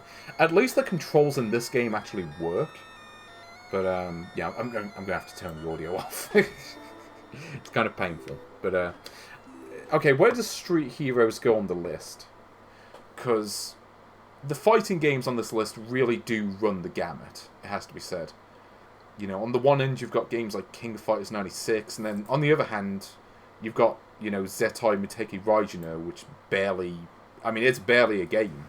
Just like Rock and Sock and Robots, and then occasionally you do a special move through accessing the menus mid-fight, and then you win. And it's... yeah. I mean, like, there's not really much of a game there. I mean, Street Heroes is certainly better than that. It's got more in the way of gameplay. You got special moves. The graphics are in colour. They don't look great, but it's about what you would expect from a Game Boy Color game that's maybe a bit on the lower end. It doesn't look too bad. You know, I mean, this is certainly a better game than Ride, you know. It's got more going on. It's better than Digimon 024. It's definitely better than Castlevania Legends. As fighting games go, it's better than Master Karateka, because, I mean, it's just a little too old-fashioned. Certainly for... I mean, granted, I mean, that was pre-Street Fighter 2, but still. It's better than Mario and Yoshi. I mean, that game's just kind of dull. This one, at least, it doesn't make me bored playing it, I can say that. It's better than Snoopy Magic Show. It works better as a game. It's better than Boulder Dash. It's better than Bomb Disposer, because, I mean, that really is just Dr. Mario, but not as good. It's kind of, what's the point? It's better than Dragon Slayer 1, just because if you want to play that game, like, there are just better versions of it out there. You don't really want to be playing this one. It's better than Looney Tunes. Is it better than Kung Fu Master? Because I got to be honest. I mean, Game Boy Kung Fu Master is all right, but I'm not a huge fan of it. I don't like the combat in it all that much, which is kind of a problem for a beat 'em up. It's like playing Kung Fu Master just makes me wish I was playing Kung Fu on the NES, or the arcade Kung Fu Master, or even Spartan X2, which is kind of closer to this, but is also better. So I'm going to say it's better than Kung Fu Master. It's better than Crayon Shin-Chan 4, just because that game is... Again, I find that game to be a little too short and easy. It's just not a very interesting game. It's okay, but Street Heroes offers a little bit more. Is this better than Wario Blast featuring Bomberman? Oh, actually, no. Better question, is it better than Street Fighter 2? Because it is not a great version of Street Fighter 2. Street Fighter 2 on Game Boy is nowhere near as good as other versions of Street Fighter 2 you could get at the time. It is a very choppy game, but the soundtrack is a lot better than the one in Street Heroes.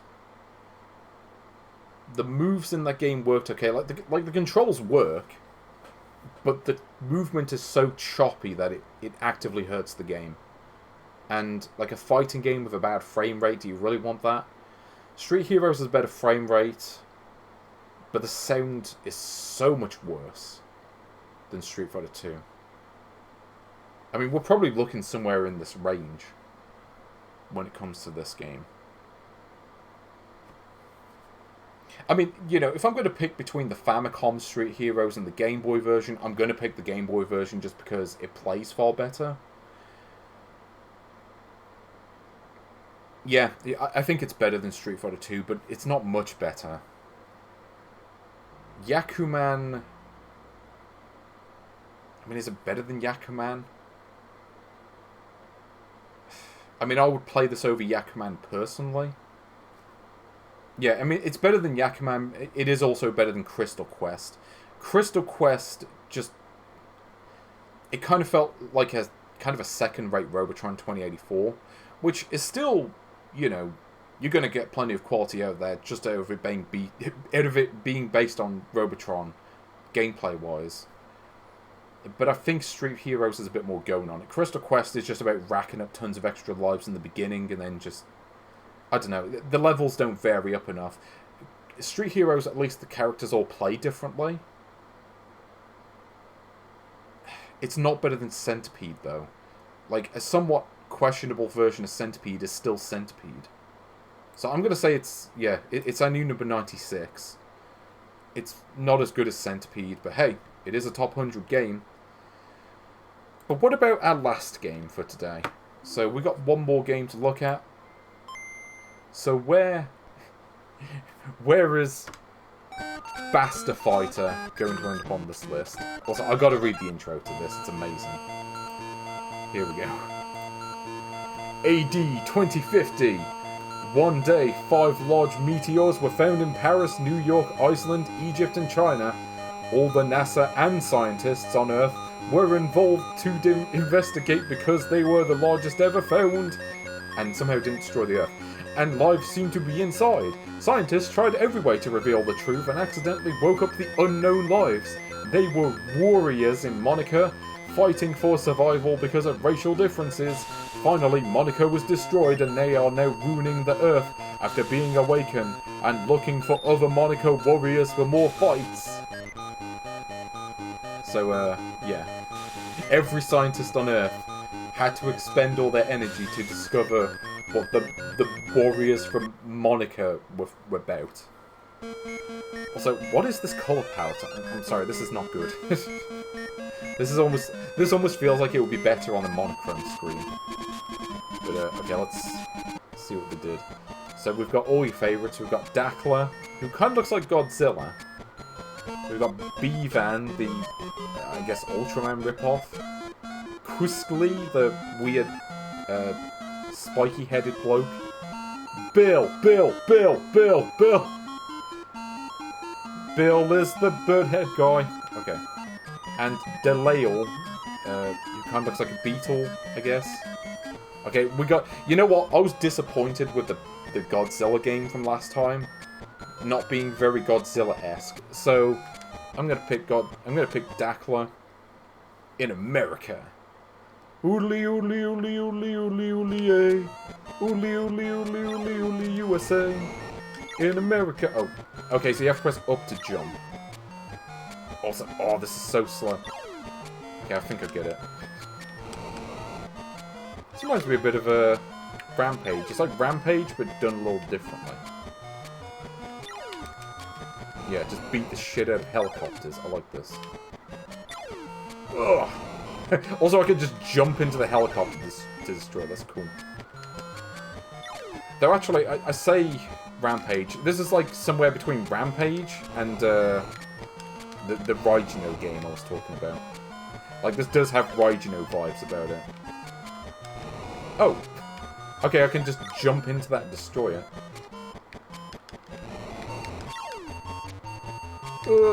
Also, like, look at the lines that appear on Dakla's face. Whenever I, like, do attack. Like, yeah, that just looks incorrect. I don't know if it looked like that on the Megaduck version, because this was a Megaduck game originally. Wouldn't surprise me, though. If this was just a bug on this version.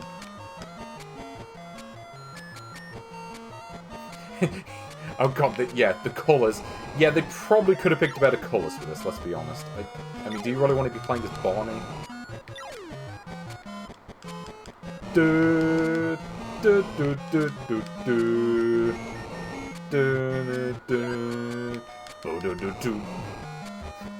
I'm just thinking of the that one beat where they sampled the Godzilla theme. I wish this game had that. That would have been cool.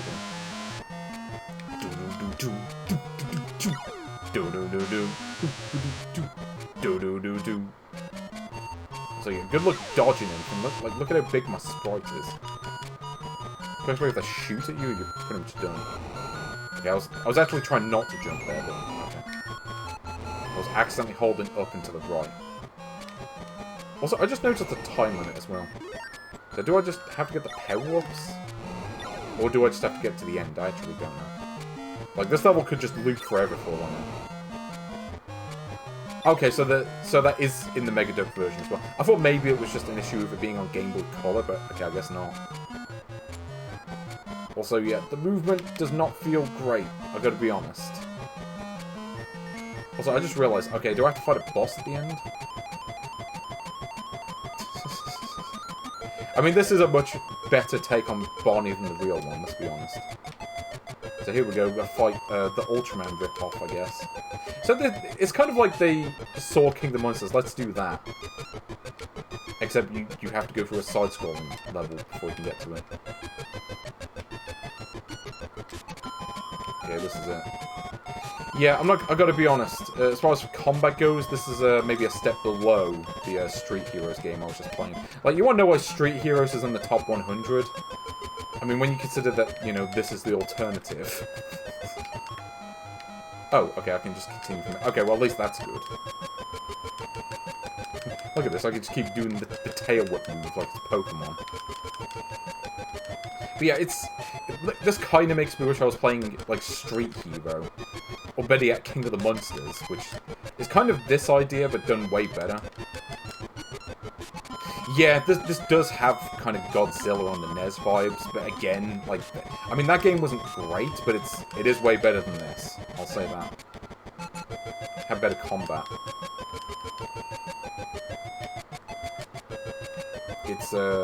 It is jank, let's say. I don't have, like, special moves, do I? Oh, okay, I do. Okay, I can shoot at, like, a beam, and that's what the superpower is for. Okay, I get it. Yeah! Yeah, God, Bon has changed a bit since Hide and Go Seek. I don't know. Is Godzilla on the NES good? I remember it not being great. Not bad, but, like, I never really got into it. Though I do remember the Godzilla 2 game was kind of bad. Here we go, let's go to Iceland. Okay, where's Pure Cat? Well, I would say it's also quiet, but certainly the soundtrack suggests otherwise. It's like, do they really have this many, like, vehicles in Iceland? Like, attack vehicles? Is Iceland known for having such a big military? Like, the only time I think of, like, Iceland and action is Die Another Day. Oh no, did they go to Iceland and Die Another Day? I genuinely can't remember. I just remember it's like, oh, we got this big satellite dish and we're going to use it to destroy the world, or destroy countries or whatever. By the way, Die Another Day, not a good film. Just in case you haven't seen it, it is not one of the better Bond films, let's just put it that way. It is, you know, the classic film where a North Korean man turns into Stevens. And also he has diamonds in his face for some reason. I don't remember what that was about. I don't know, what would you say is better? This game or Die Another Day? Like, the film? I don't think there ever was a game version of it. Also, like, it doesn't refill your health when you beat levels. That's kind of a dick move. It's like, come on now, you gotta refill the health between levels. What do you think this is? The Hokuto no Ken game on the Famicom? But, yeah. I mean, when you're reminding me of that game, you're doing something wrong. Oh, okay, I actually meant to pick yes, but fine, no it is, apparently. Dying of a doll. I don't know, I'm not sure we really need to play anymore, though. I think I kind of get the gist. But, yeah. Is there an attract mode in there? I actually was trying to pick yes for the record, and it just wasn't responding properly. I wish I could turn into Stevens right now. Yeah, just give me Stephen Merchant. Or maybe I could turn into Stephen Mulhern and just get on every other ITV game show. Does this game have an attract mode? I want to see. Also note the 2000 copyright, incidentally. No, I don't think this has one. Okay, well, we'll leave it there. Turn the sound down. Okay. Where does Beast Fighter go on? Let's put the music back on, why not? Well, it's certainly no Street Heroes, let's be honest.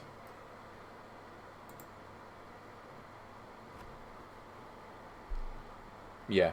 I mean, Street Heroes had way better combat than this. Like I say, this game kind of feels like a halfway point between Godzilla and Zettai Miteki Raijino. That's kind of what it feels like to me. So, yeah, it's definitely no Street Hero. I mean, the sound is annoying. I mean, the graphics are probably fine if you're playing them on a monochrome screen, but the colouring job is awful. It just doesn't work. It's certainly no Alleyway, so it is not a top 100 game. Ishido The Way of Stones is a better game. You'd be much better off playing Flipple, an exciting cube game. I would dare say that game is maybe more exciting than this. It's not as good as Solar Striker. It's definitely worse than Snoopy Magic Show. Amazing Spider-Man has pretty poor combat, but it's better than this. Your sprite is smaller, so you're not getting hit every like 5 seconds. You may be getting hit every 10 seconds in that game. It's definitely worse than Castlevania The Adventure. Mega Man 3 is hateful at points, but it's better than this. You know, you can at least shoot the enemies in that one.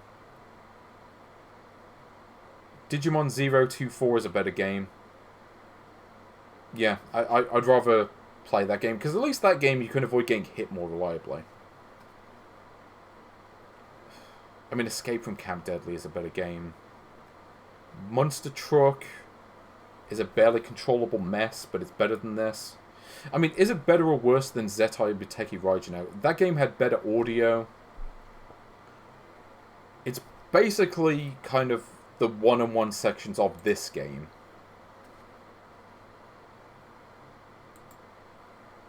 Yeah, in fact, these two games are very much alike. But there is at least a little bit more going on in Beast Fighter. Like, at least you've got those side-scrolling beat-em-up sections. It does mix up the gameplay a bit more. But the combat is maybe slightly worse. It's better than Raijin, but it's worse than Trump Boy. It's our new 185. And with that, we have reached 200 games. 203 if you count the games below the buffer zone. But there we go, 200 games. Who would have thunk it? Hopefully, we will get to see more games over time. Maybe something is actually better than Wario World. Who knows? But anyway, yeah. That will do. I am super hungry, and I need a massive dinner after this stream. And I may also need to go slap the creators of Indiana Jones and The Last Crusade in the face for daring to make that game. But also, you know, I could go play Wario World instead. Oh, sorry, Wario Land. Anyway, enjoy your evening. Take care.